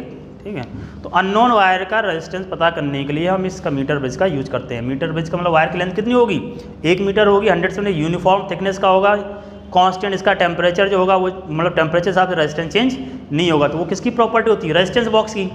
रेजिस्टेंस बॉक्स के जो रेजिस्टेंसेज होते हैं कॉन्स्टेंटिन एंड मैग्नेटिन के बने होते हैं। किसके बने होंगे, कॉन्स्टेंटिन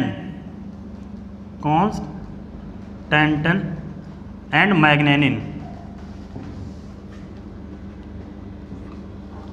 कॉन्स्टेंटिन एंड मैग्नेटिन के बने होते हैं, ये टेम्परेचर पे इंडिपेंडेंट रहते हैं, मतलब इनका रेजिस्टेंस टेम्परेचर के हिसाब से ज़्यादा चेंज नहीं होता है। ठीक है, तो ये हमारा राजा। अब जैसे क्वेश्चन आ जाता है, उन्होंने कहा मान लीजिए हमने एक रेजिस्टेंस बॉक्स का जो है वो सपोज करिए रेजिस्टेंस दे रखा है 6 ओम। ठीक है, तो अगर मान लीजिए डिफ्लेक्शन मतलब नल पॉइंट राइट साइड में मिल रहा हो जा करके 20 सेंटीमीटर पर, ठीक है, तो अननोन वायर का रेजिस्टेंस बताइए कितना होगा, राइट साइड में कितनी दूरी पर मिला 20 सेंटीमीटर, तो इधर से कितने पर रहा 80 सेंटीमीटर है कि नहीं। जब भाई ये 20 हो गया तो कितना रहा जा करके 80 सेंटीमीटर। तो अननोन वायर का निकालेंगे। अब ये 20 दे रखा है तो ये होगा 20, और ये कितना हुआ जा करके 80 इंटू क्या है 6, ये हटाया, इधर कितना आ गया 4, तो ये वैल्यू कितनी है 3.2 मतलब कितना आ गया 1.5 ओम।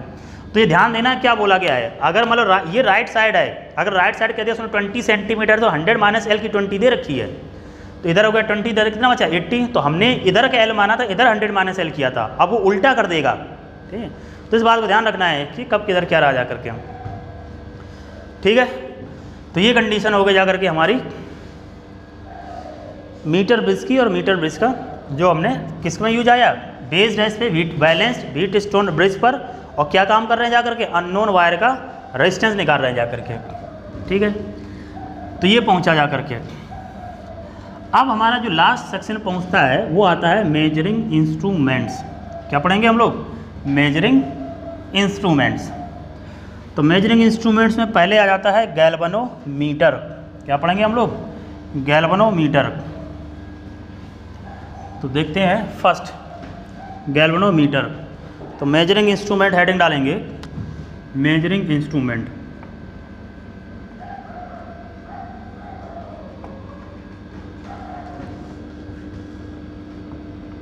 Measuring instruments. तो मेजरिंग इंस्ट्रूमेंट्स में पहले हम लोग देखते हैं गैल्वेनोमीटर।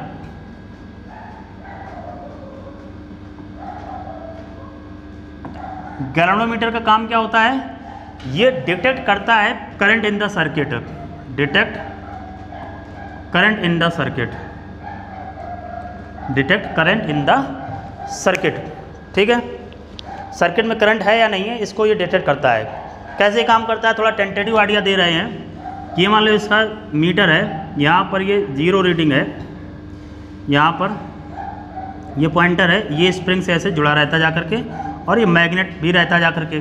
ठीक है, करंट फ्लो कराएंगे तो क्या होगा जा करके, इस पर टॉर्क लगता है जा करके, तो ये इधर ऐसे मूव करेगा जा करके। कब होगा भाई? जो इसके मैग्नेटिक हम लोग पढ़ जाए करंट कैरिंग कॉइल पे क्या लगता है? टॉर्क लगता है जा करके। तो इस पर टॉर्क वजह से कॉइल क्या होगी? रोटेट होगी। उस रोटेशन के अगेंस्ट इस स्प्रिंग की वजह से इस पर टॉर्क लगेगा। ठीक है, तो मान लिया अगर ये इसमें मैग्नेट फील्ड वजह से इधर लग रहा है तो इस पर करंट कैरिंग कॉइल पे टॉर्क किधर लग रहा है? इस डायरेक्शन में लग रहा है। दोनों इक्वल एंड अपोजिट हो जाएंगे, मतलब इस मैग्नेटिक फील्ड की वजह से और किसकी वजह से? इस करंट कैरिंग कॉइल की वजह से जो भी आएगा दोनों क्या होंगे? Equal and opposite. तो ये जो पॉइंटर होगा वहीं पर ये रुक जाएगा, तो वहाँ पर हमें रीडिंग मिल जाएगी जितनी भी वैल्यू रहेगी जाकर के उसकी। ठीक है, 1 2 3 4 5 6 जो भी होगा वो वैल्यू हमें मिल जाएगी। करंट कैरिंग कॉइल का जो टॉर्क आता था MB sin theta, magnetic field perpendicular sin 90 value हो जाएगी 1। अगर मान लीजिए deflection per unit to C दे रखा है तो C और टोटल डिफ्लेक्शन है Φ, तो आ जाएगा टोटल टॉर्क इस पे लगेगा। ये करंट कैरिंग कॉइल का मैग्नेटिक मूवमेंट होता था NIA। ठीक है, ये क्या है? B बराबर क्या है? C × Φ। तो यहाँ पर हम देखें तो current I is equal to NAB को उधर ले जाते हैं तो ये आ जाएगा C अपॉन NAB। इधर क्या है? ये Φ है। तो यहाँ पर हम ये देखें जो करंट है वो डायरेक्टली प्रोपोर्शनल किसके है? डिफ्लेक्शन के। मतलब जितनी ज़्यादा करंट होगी डिफ्लेक्शन उतना ही ज़्यादा मिलेगी। ऐसे कह सकते हैं डिफ्लेक्शन जितना ज़्यादा है करंट हमें क्या मिल रही है? उतनी ही ज़्यादा मिल रही है। तो ये जो वैल्यू लिखी है C अपॉन NAB, ये क्या हो जाएगा? कांस्टेंट हो जाएगा। भाई ये तो कांस्टेंट है, ये नंबर ऑफ टर्न्स है, ये एरिया है, ये B क्या है? मैग्नेटिक फील्ड है। चलिए कोई बात नहीं, ये तो बाद की कहानी देखेंगे हम लोग। अब इसमें जो आता है वो आता है करंट सेंसिटिविटी। क्या आता है? Current sensitivity. तो यहाँ लिखते हैं हम करंट सेंसिटिविटी। ये होता है डिफ्लेक्शन पर यूनिट करंट। क्या होता है? Deflection per unit current. मतलब अगर थोड़ी भी करंट अगर उसमें फ्लो हो तो डिफ्लेक्शन हमें एप्रिसिएबल होना चाहिए, दिखने वाला होना चाहिए, तो उतनी वो सेंसिटिव होगा गैल्वेनोमीटर। अब पता लग करंट बहुत ज़्यादा फ्लो हो जाए और पॉइंटर थोड़ा सा हट जाए जा करके तो हमें दिखाई नहीं देगा करंट है सर्किट में नहीं है। अगर स्मॉल अमाउंट भी करंट हो तो डिफ्लेक्शन ज़्यादा होना चाहिए, that is called current sensitivity. तो यहाँ देखते हैं, देखिए क्या हो जाएगा। तो ये वैल्यू हो जाएगा जा करके NIAB is equal to C × Φ। तो यहाँ पर ही आ जाएगा, देखिए NAB upon C is equal to Φ upon I। तो देखो current sensitive Φ upon I is equal to क्या है? Current sensitivity. ये क्या है? NAB upon C। मतलब अगर हम नंबर ऑफ टर्न्स बढ़ाएंगे तो करंट सेंसिटिविटी क्या होगी? बढ़ जाएगी। बस ध्यान रखना, on increasing number of turns in the coil current sensitivity will increase. ये लिख लेंगे अच्छे से, क्या? On increasing number of turns current sensitivity of the coil will increase. जो गैल्वेनोमीटर होगा उसकी करंट सेंसिटिविटी बढ़ जाएगी। ठीक है, ये बात हो गई जाकर के।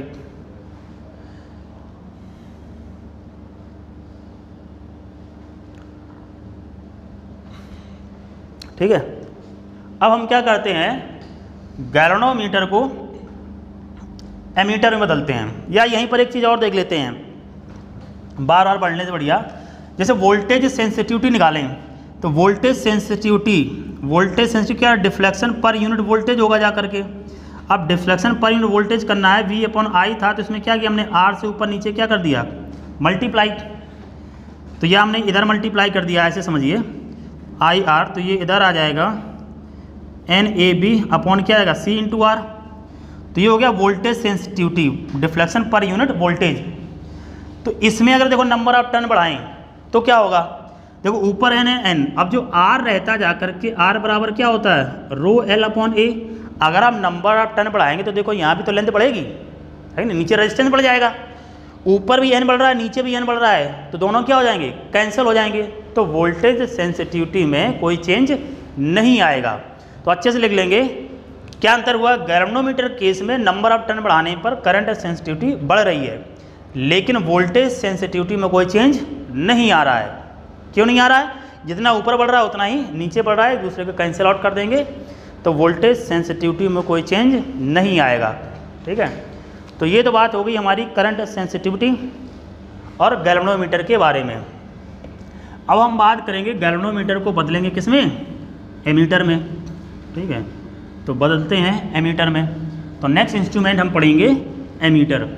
ठीक है, कौन सा आएगा, एमीटर रहेगा जा करके। तो देखते हैं एमीटर, वोल्टमीटर एंड पोटेंशियोमीटर, बस 3 है ये मेजरिंग इंस्ट्रूमेंट में, एमीटर, वोल्टमीटर एंड पोटेंशियोमीटर। ठीक है, तो एमीटर देखते हैं।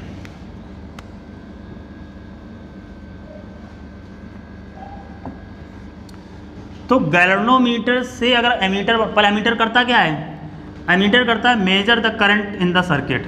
क्या करेगा, मेजर द करंट, करंट को ये मेजर करता है। और कैसे जोड़ा जाता है, सीरीज में जोड़ा जाता है। इसको एमीटर को सर्किट के जिसमें भी करंट हमें मेजर करने को उसमें सीरीज में जोड़ा जाएगा।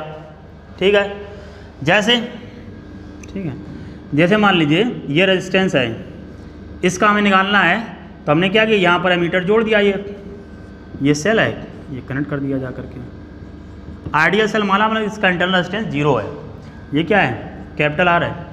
अब देखिए जो एमीटर हमने बनाया उसका कुछ ना कुछ तो इंटरनल रेजिस्टेंस होगा, है कि नहीं।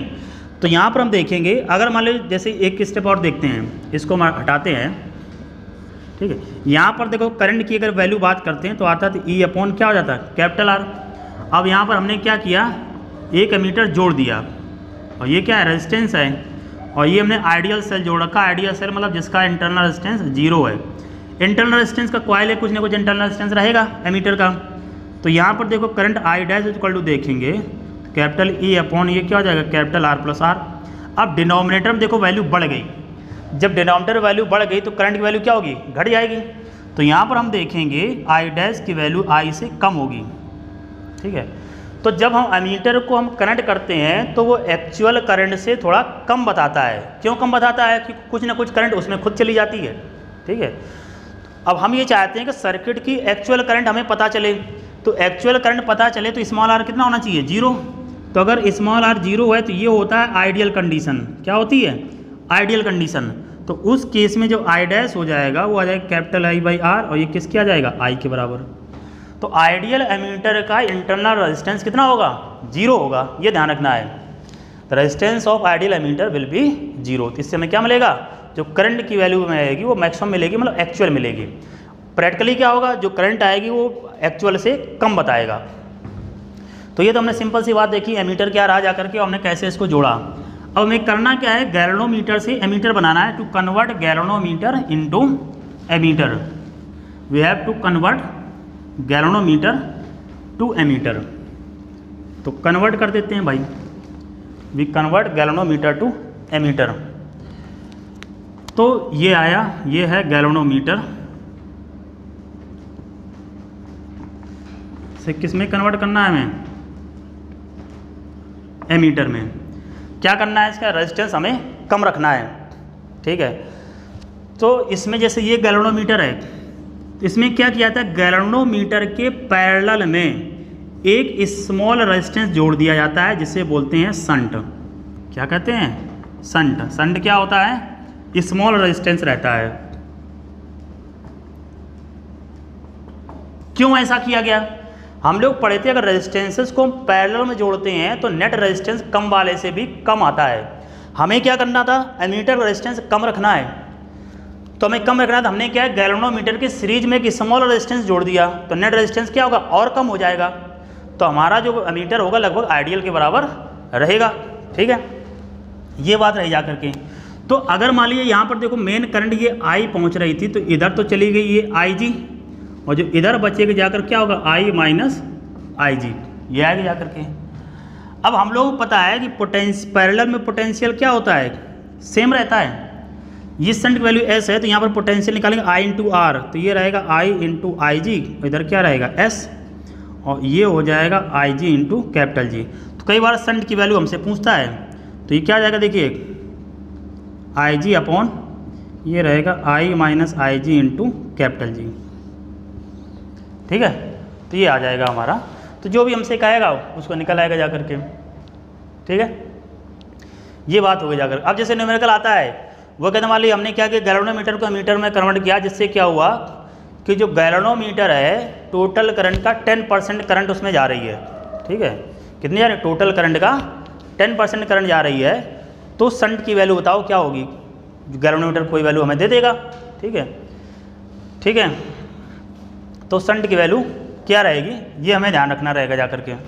ठीक है, तो कुछ भी मान लीजिए, जैसे सपोज करिए गैल्वेनोमीटर कॉइल है, उस गैल्वेनोमीटर रेजिस्टेंस दे रखा है 99 ओम, और इस गैल्वेनोमीटर में जो करंट जा रही है गैल्वेनोमीटर में, वो मेन करंट का कितना जा रही है, 10% जा रही है। तो शंट की वैल्यू बताइए क्या रहेगी जा करके, we have to find out the value of shunt. तो बस ये फॉर्मूला लगा है, तो S is equal to G, इधर क्या रहेगा आई जी अपॉन आई माइनस आई जी। अब जो आई जी की मेन करंट का कितना हुआ, 10%, मेन करंट का 10% मतलब कितना हुआ, 0.1 आई जी, ऐसे मान लेते हैं ना भाई, 0.1 हो गया जा करके। ठीक है, तो ये रहा जा करके। तो बचा कितना, तो यहाँ पर हम देखेंगे S इज इक्वल टू, तो मेन करंट का 10%, तो 10% मतलब कितना हो गया, 0.1 इंटू आई, ये हो गया ना। और G की वैल्यू कितनी दे रखी है, 99 अपॉन, यहाँ पर हमने क्या भाई आई माइनस कितना 0.1, आई को माइनस किया, तो 1 में से 0.1 को माइनस करेंगे कितना बचेगा, 0.9, ये बचेगा ना। तो यहाँ पर हम लोग देखेंगे 0.1 इंटू आई इंटू क्या हुआ 99, और यहाँ बच रहा 0.1, आई से आई कट गया, इससे कट गया, वैल्यू कितनी आ गई 11 ओम। तो बस इसी तरह क्वेश्चन रहेंगे, कुछ अंतर नहीं रहता, इधर उधर करता जाएगा, 10% इधर जा रहा है, 20% इधर जा रहा है, तो आप बताइए एस की वैल्यू क्या रहेगी या जी की वैल्यू क्या रहेगी जा करके।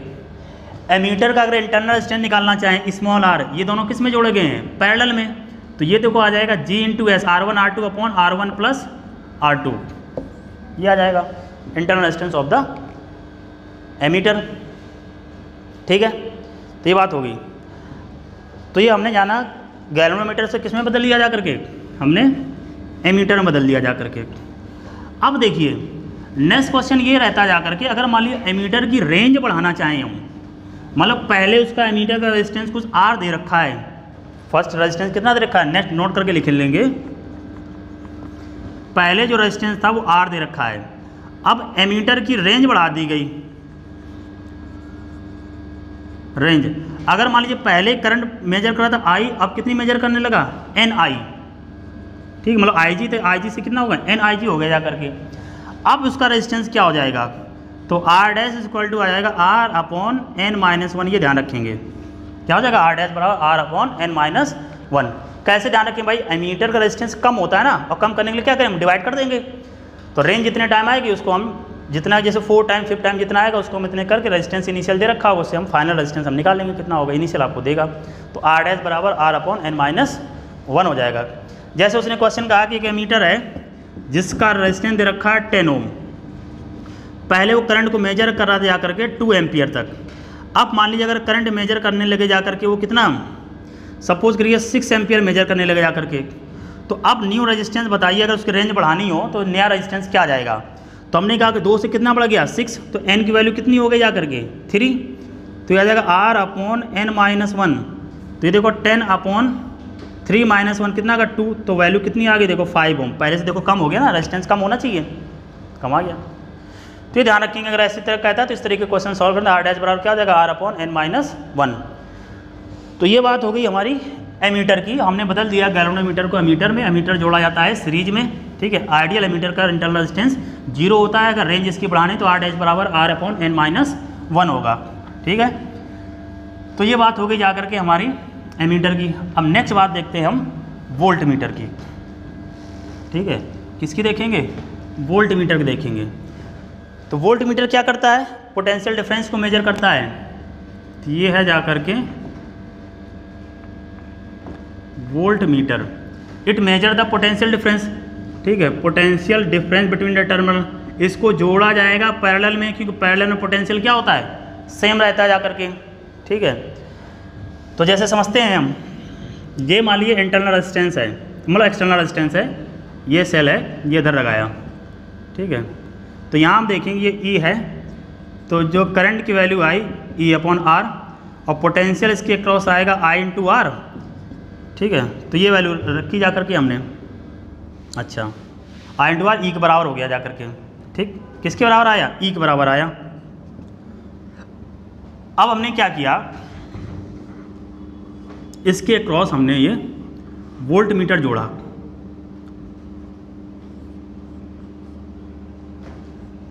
इसका इंटरनल रेजिस्टेंस कितना है? R है। तो हम देखो इसके क्रॉस हमने कहा था यहाँ से करंट बढ़ जाएगी, सपोज करिए यहाँ करंट आ रही है I1 आ रही है, तो अगर हमें I1 निकालना है तो हमने क्या कर, रेजिस्टेंस कौन सा रखेंगे? ये वाला ऊपर रखेंगे, upon total R plus R into क्या होगी? मेन करंट, यही रहेगा जाकर के ना, ये रहेगा जाकर के। तो ये हो गया जाकर। अब इसके क्रॉस हम पोटेंशियल देखें तो V1 इक्वल टू कितना हो जाएगा? I1 इंटू हो जाएगा R। तो I1 की वैल्यू रखते हैं, I1 की वैल्यू रखिए small r capital I upon capital R plus small r into क्या होगा? I, ये R, ये रखा हमने R इंटू I, और इधर क्या रखना है? R रखना है। ये कितना आया? V1। इसको थोड़ा रीअरेंज करते हैं, देखिए रीअरेंज पर क्या हमने पाया? V1 is equal to R into I, ये क्या लिखा है? R इंटू I, ठीक है। R इंटू I कितना हो गया? V, ये था ना, I इंटू R क्या था? V। तो ये लिख दिया हम लोगों ने V, और इधर क्या लिखा है? R, यहाँ है capital R plus small r। इस R को नीचे ले आते हैं, तो V1 is equal to V upon capital R small r by R। तो V1 बराबर V अपॉन, यहाँ पर small r by small r हो गया 1, और प्लस क्या आ गया? Capital R by small r। अब देखिए जो पहले पोटेंशियल आ रहा था उससे अब ये क्या आ रहा है? कम आ रहा है कि नहीं है? तो यहाँ पर जो V1 की वैल्यू है वो V से क्या है? कम है, जैसे वहाँ मीटर में था। तो मतलब ये है कि अगर हम वोल्ट मीटर को हम ऐड कर रहे हैं तो क्या, क्यों कम आ रहा है? क्योंकि ये भी कुछ ना कुछ करंट को विड्रॉ कर रहा है, इसीलिए तो यहाँ पर करंट कम हो जा रही है। करंट कम हो जा रही है तो पोटेंशियल डिफरेंस क्या हो जा रहा है? कम हो जा रहा है। अब हम चाहते हैं कि एक्चुअल वैल्यू दे, ये एक्चुअल वैल्यू दे, तो यहाँ पर अगर R की वैल्यू कितनी कर दें? इनफाइनाइट। तो R की वैल्यू इनफाइनाइट करेंगे तो capital R by small r कितना हो जाएगा? 0। तो उस केस में V1 बराबर कितना हो जाएगा? V। तो आइडियल एमीटर का, आइडियल वोल्ट मीटर का इंटरनल रेजिस्टेंस कितना रहेगा? इनफाइनाइट रहेगा जाकर के, ठीक है। तब क्या होगा? इसमें कोई करंट नहीं जाएगी, तो हमें इसको उसी के बराबर हमको वैल्यू मिलेगी जाकर के। तो ध्यान रखना, आइडियल वोल्ट मीटर का इंटरनल रेजिस्टेंस कितना रहता है? इनफाइनाइट, और आइडियल एमीटर का इंटरनल रेजिस्टेंस रहता है 0, ठीक है। तो ये बात हो जाकर के अब हमें बदलना है गैल्वेनोमीटर को वोल्ट मीटर में। किसमें बदलेंगे? गैल्वेनोमीटर को वोल्ट मीटर में बदलेंगे। तो बदलते हैं, तो वहाँ देखिए इसमें हमें क्या चाहिए? रेजिस्टेंस ज़्यादा चाहिए। तो ज़्यादा चाहिए, अगर रेजिस्टेंस ज़्यादा ऑब्टेन करना होता तो हम किस में जोड़ते थे? सीरीज में जोड़ते थे। तो हम क्या करेंगे, यहाँ गैल्वेनोमीटर के सीरीज में एक हाई रेजिस्टेंस जोड़ देंगे। ये रेजिस्टेंस क्या रहेगा? हाई रहेगा। एक हाई रेजिस्टेंस हम किस में जोड़ देंगे? सीरीज में जोड़ देंगे। तो यहाँ देखो V इज इक्वल टू, ये रहेगा करंट यहाँ I हो रही, तो ये रहेगा जाकर के I इंटू R और I इंटू G। तो I को ले लिया कॉमन, ये कितना हो गया? R प्लस G, ये क्या आ गया? वोल्टेज आ गया। अगर इसका पोटेंशियल डिफरेंस हम V से लेकर के NV तक बढ़ाना चाह रहे हैं, ठीक है, तो उस केस में यहाँ पर न्यू रेजिस्टेंस जो पहुँचा जा करके वो आ जाएगा N-1 into R to increase the range of the ammeter, to increase range कितने टाइम्स? n times. तो वोल्ट मीटर रेजिस्टेंस ज़्यादा रखना होता है, इसलिए हमने मल्टीप्लाई किया है N-1 से। एमीटर में रेजिस्टेंस हमें कम रखना है, इसलिए वहाँ पर क्या किया गया है? डिवाइड किया। ऐसे याद रखने का ये तरीका है, ठीक है। तो ये किसके बारे में हो गया हमारा, वोल्ट मीटर के बारे में कंडीशन रही जा करके। ठीक, अब नेक्स्ट इंस्ट्रूमेंट जो है जिससे न्यूमेरिकल रहते हैं, न्यूमेरिकल तो मान लो इससे भी रहते हैं, ऐसा तो नहीं कि इससे नहीं रहेंगे। अब आता है पोटेंशियोमीटर, मतलब उससे चांसेस ज़्यादा होते हैं पोटेंशियोमीटर से पूछने के। ठीक है, we will study potentiometer, last topic है तो इसको जानते हैं हम लोग। पोटेंशियोमीटर, पोटेंशियोमीटर, पोटेंशियोमीटर क्या है, एक आइडियल वोल्ट मीटर है। क्या है ये, आइडियल वोल्ट मीटर है। आइडियल वोल्ट मीटर मतलब क्या हुआ, voltmeter potential difference measure करने के लिए करंट को विड्रॉ कर रहा था, खुद करंट ले रहा था। लेकिन पोटेंशियोमीटर ऐसा नहीं करेगा, ये करंट को विड्रॉ नहीं करेगा। तो लिख लेंगे it does not withdraw current to give the reading. ठीक है, तो क्या हुआ, आइडियल वोल्ट मीटर हुआ जा करके। अच्छा जी, अब इसमें क्या होगा कि इसमें कॉन्सेप्ट होता है पोटेंशियल ग्रेडियंट का। किसका रहता है जा करके, पोटेंशियल ग्रेडियंट का। पोटेंशियल ग्रेडियंट जो सपोज करिए हम फाई से लिख रहे हैं, तो रहता है पोटेंशियल पर यूनिट लेंथ। क्या रहेगा, पोटेंशियल पर यूनिट लेंथ, क्या बोलेंगे, पोटेंशियल ग्रेडियंट। कैसे काम करेगा पहले ये समझ लेते हैं। ठीक है, उसके बाद फिर हम देखते हैं इसमें क्या होगा।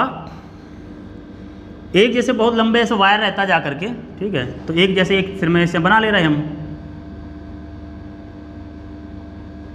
ये यहाँ पर करंट किया जा करके, ये वायर है। ठीक है, यूनिफॉर्म थिकनेस डायमीटर रहेगा, कांस्टेंट टेम्परेचर उस पर रहेगा जा करके। इससे हमने क्या किया, एक हमने सोर्स सेल करंट किया जा करके। ठीक है, इसका रेजिस्टेंस ये वाली ए है, ये क्या रखा है, बी दे रखा है। ये हमने ड्राइविंग सेल है, ड्राइविंग सेल मतलब जो इस सर्किट में करंट को फ्लो कराएगा। ठीक है, तो ऑब्वियस बात है यहाँ पर जो भी रहेगा हमें इसका resistance R capital A B का रेजिस्टेंस दे रखा है। वायर ए बी का रेजिस्टेंस कितना दे रखा है, आर दे रखा है। तो जो भी इससे करंट फ्लो होगी वो हम निकाल लेंगे। अच्छा, अब होता क्या है, यहाँ पर मान लीजिए हमने ये कोई सेल जोड़ा, ये मान लीजिए इसका इंटरनल रेजिस्टेंस है और ये जॉकी की हेल्प से ये यहाँ पर हम मूव करा रहे हैं। ठीक है, ये मान लीजिए सी, अब ये सेल मान लेते हैं हम ई, ये क्या था ई एस। अब ये हमेशा ध्यान कि जो ड्राइविंग सेल होगा, सोर्स सेल का ईएमएफ इस सेकेंडरी सेल से हमेशा ज़्यादा होगा। ठीक है, क्योंकि सर्किट में करंट ये फ्लो करा रहा है। ठीक है, अब होगा क्या, ये कंडीशन समझिए। तो ये कहा कि भाई इसने सर्किट में करंट को फ्लो कराई, तो इसके क्रॉस वायर इस ए बी के क्रॉस क्या निकला, पोटेंशियल डिफरेंस निकला, मतलब V A B I into R, जो भी कंडीशन निकल गया इससे हम निकाल लेंगे। अब हम इस जॉकी को मूव करा रहे हैं, इस जॉकी मूव करा रहे हैं हम तब तक मूव कराएंगे जब तक इसमें डिफ्लेक्शन कितना हो जाएगा, जीरो। डिफ्लेक्शन जीरो हो जाने का मतलब ये होगा कि इस पॉइंट का और इस पॉइंट का इसका पोटेंशियल डिफरेंस कितना हो गया, सेम।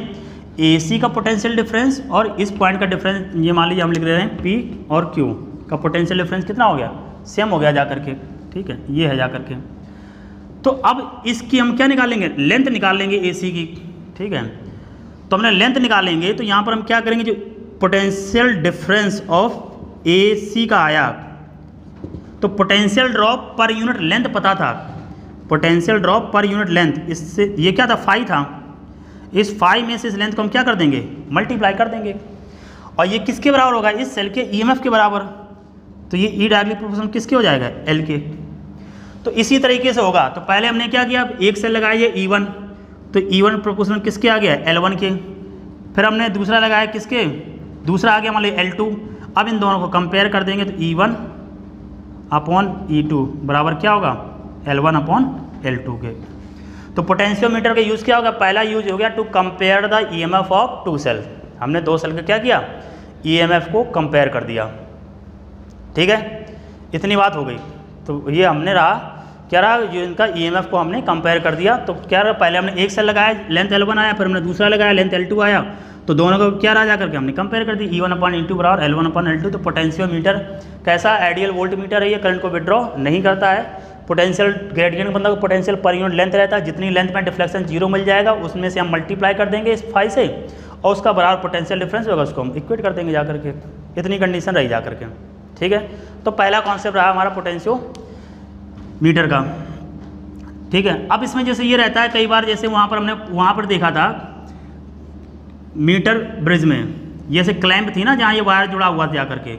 अब थ्योरेटिकल क्वेश्चन पूछ देते हैं, इसलिए मैं बता रहा हूँ कि जो क्लैंप रहता है, ठीक है, किसके बने होते हैं, तो कॉपर के रहते हैं, क्योंकि हम वायर का सिर्फ केवल रेजिस्टेंस लेना चाहते हैं, इस इंस्ट्रूमेंट का हम रेजिस्टेंस नहीं लेना चाहते हैं। तो ये कॉपर ज़्यादा कंडक्टिव रहता है जा करके, इसलिए हम कॉपर के ले लिया। और ये थिक होते हैं, थिक होने से क्या होगा, एरिया ज़्यादा होगा, रेजिस्टेंस क्या होगा, कम होगा। तो कॉपर स्ट्रिप्स लगी रहती हैं, यहाँ भी कॉपर स्ट्रिप जंक्शन पे लगी रहेंगी, तमाम ऐसे रहते हैं। आप किताब में देखो बड़ा लंबा चौड़ा बना रखा है, उतना ज़्यादा करने की जरूरत नहीं है। तो कॉपर स्ट्रिप होंगी, थिक होंगी, कॉपर मतलब कंडक्टर हो गया, रेजिस्टेंस कम हो जाएगा, थिक होने से एरिया ज़्यादा होगी, रेजिस्टेंस की वैल्यू कम हो जाएगा जाकर के। तो पहला एप्लीकेशन पोटेंशियोमीटर क्या रहा, to compare the EMF of cell. दूसरा एप्लीकेशन है to find the internal resistance of the cell, किसी सेल का इंटरनल रेजिस्टेंस पता करना, ठीक है। तो सेल का इंटरनल रेजिस्टेंस पता करते हैं भाई, क्या होगा जा करके, to find the internal resistance of the cell. तो थीम समझ लेंगे, कोई अगर वैसा न्यूमेरिकल रहता है तो अपने आप कर लेंगे जा करके। To find the internal resistance of the cell, to find internal resistance of the cell. तो उसी तरह बनाते हैं, ये वायर है, यहाँ पर क्या किया, एक ये ड्राइविंग सेल है, जिससे कनेक्ट किया गया है। यहाँ पर हम क्या करते हैं, एक सेल है,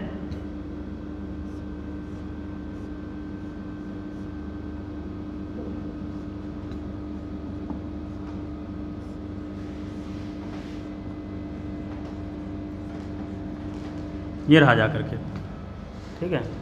ये है कैपिटल आर, ये स्मॉल आर, ये ई है, ये क्या है, ई एस है। इस सेल का इंटरनल रेजिस्टेंस स्मॉल आर हमें पता करना है, ठीक है, पता करते हैं। देखिए पहले स्टेप में क्या होगा, फर्स्ट स्टेप में यहाँ मैं कर रहा हूँ, ये जो की है के, ये की ओपन है। ओपन मतलब क्या, इस सर्किट में करंट नहीं फ्लो हो रही है, ठीक है। ओपन सर्किट में पोटेंशियल डिफरेंस किसके बराबर होता है, ईएमएफ के बराबर। ये तो पढ़ रखा था हम लोगों ने, किसके बराबर होता था, ईएमएफ के बराबर। तो हमने कहा उस केस में यहाँ पर जो भी नल पॉइंट मिल रहा है, सपोज कि L1 पे मिल रहा है जा करके, तो यहाँ जो ई रहा जा करके डायरेक्टली प्रोपोर्शनल कितना हो गया, L1 के बराबर, ठीक, ओपन सर्किट में। अब दूसरी कंडीशन की हमने की को क्लोज कर दिया,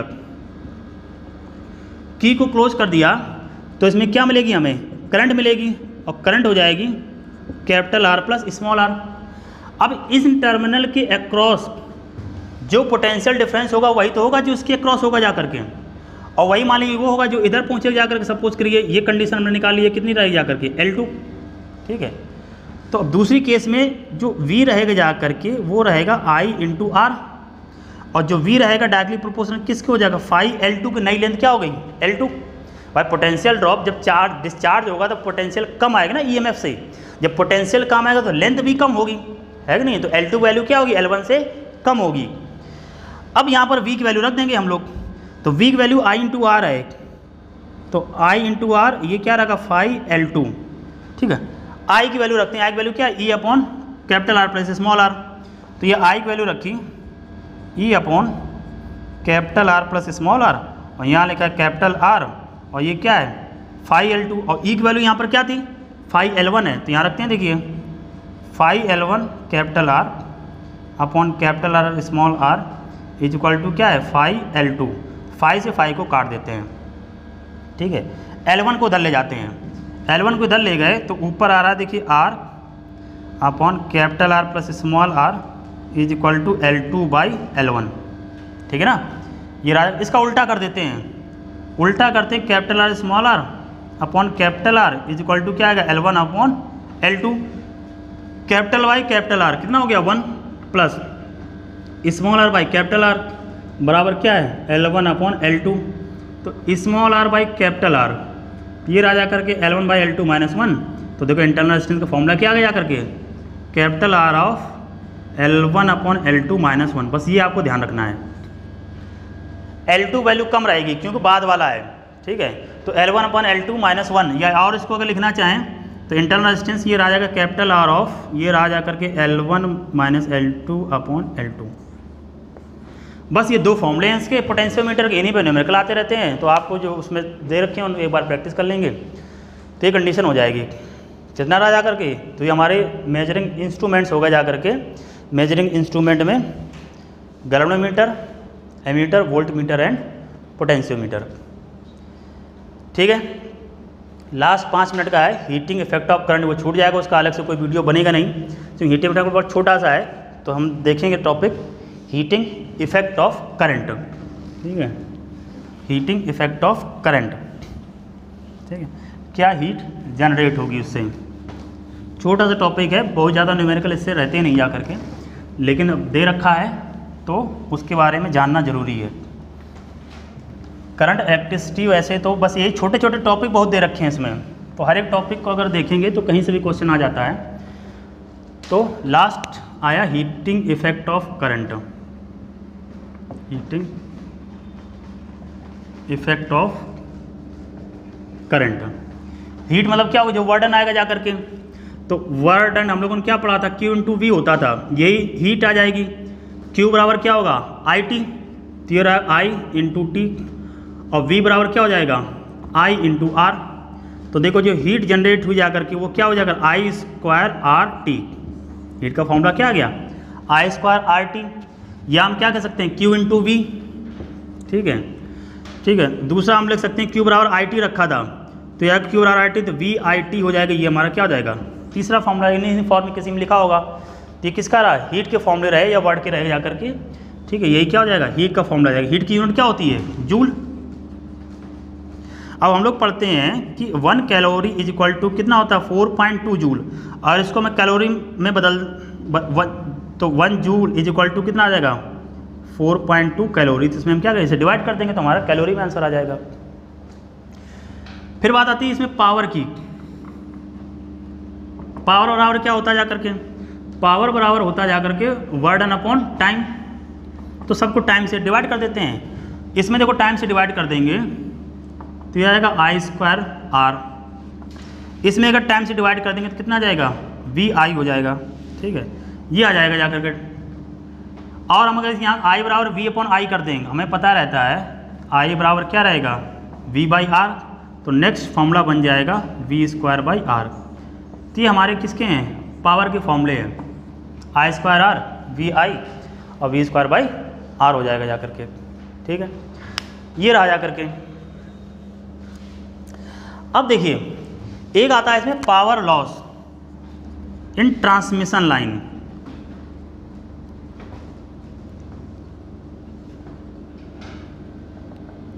ठीक है, अब देखो V इज इक्वल टू क्या रहता है I इंटू आर। ठीक है, ये रहा, तो I इज इक्वल टू निकालेंगे कितना आ जाएगा V upon I, I is equal to निकालेंगे V बाई आर। ठीक है, ये कंडीशन रहेगी जा करके I बराबर V बाई आर। ठीक, ये हुआ जा करके। हमें पावर लॉस की जैसे कंडीशन देखनी है कि क्या हो सकता है। पावर लॉस जैसे कहा गया भाई क्या रहेगा I स्क्वायर आर रहा जा करके, तो हमें ये देखना है कि जो पोटेंशियल ड्रॉप रहेगा जा करके उन कंडीशन को हमें कंपेयर करना है। ठीक है, तो कंपेयर करके देखते हैं क्या वैल्यू निकल के आती है। तो ये रहा जा करके पावर लॉस की कंडीशन को हम जैसे इसको समराइज़ करना चाहें। ठीक है, साफ करते हैं। ये तो जैसे हीट का हो गया। ठीक है, कंडीशन किसकी रही जा करके हीट की।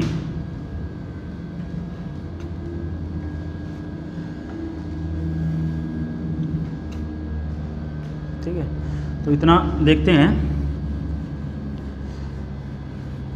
Heat generated across the wire. अब इसमें ऐसे समझिए जो हमें पढ़ना रहेगा वो बल्ब का रहता है जाकर के, वो बाद में देखते हैं। ये किसका रहा जा करके बल्ब का। बल्ब क्या रहता है, जैसे कोई बल्ब है ये।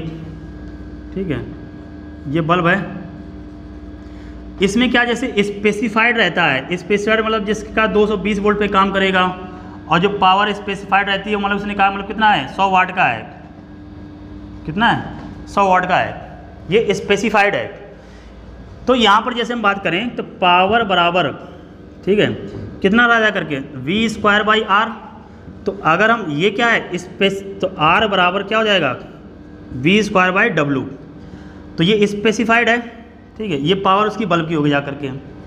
अब मान लीजिए हमने इस पे अप्लाई किया, तो अप्लाइड पोटेंशियल डिफरेंस अपॉन क्या रहेगा R। तो R की वैल्यू रखते हैं, ये V², R की वैल्यू VS² हो जाएगा, VS² इधर क्या आ जाएगा W। तो देखिए उस पावर जो बल्ब जनरेट कर रहा है ये कितना आ रहा है VA/VS² × W। VA क्या है अप्लाइड वोल्टेज, VS क्या है स्पेसिफाइड वोल्टेज, और ये क्या है उस बल्ब की पावर रेटिंग है जितना दे रखा है। कैसे समझेंगे ये देखिए, जैसे ही कहा कि बल्ब है 220 वोल्ट, पावर कितनी 100 वाट का बल्ब लगा रखा है, और पता चला घर में जो सप्लाई आ रही है वो कितनी 110 वोल्ट की आ रही है, तब बताइए बल्ब कितनी पावर रेडिएट करेगा। जो अप्लाइड वोल्टेज है जो घर में सप्लाई हो रही है वो कितनी आ रही है 110 वोल्ट की आ रही है।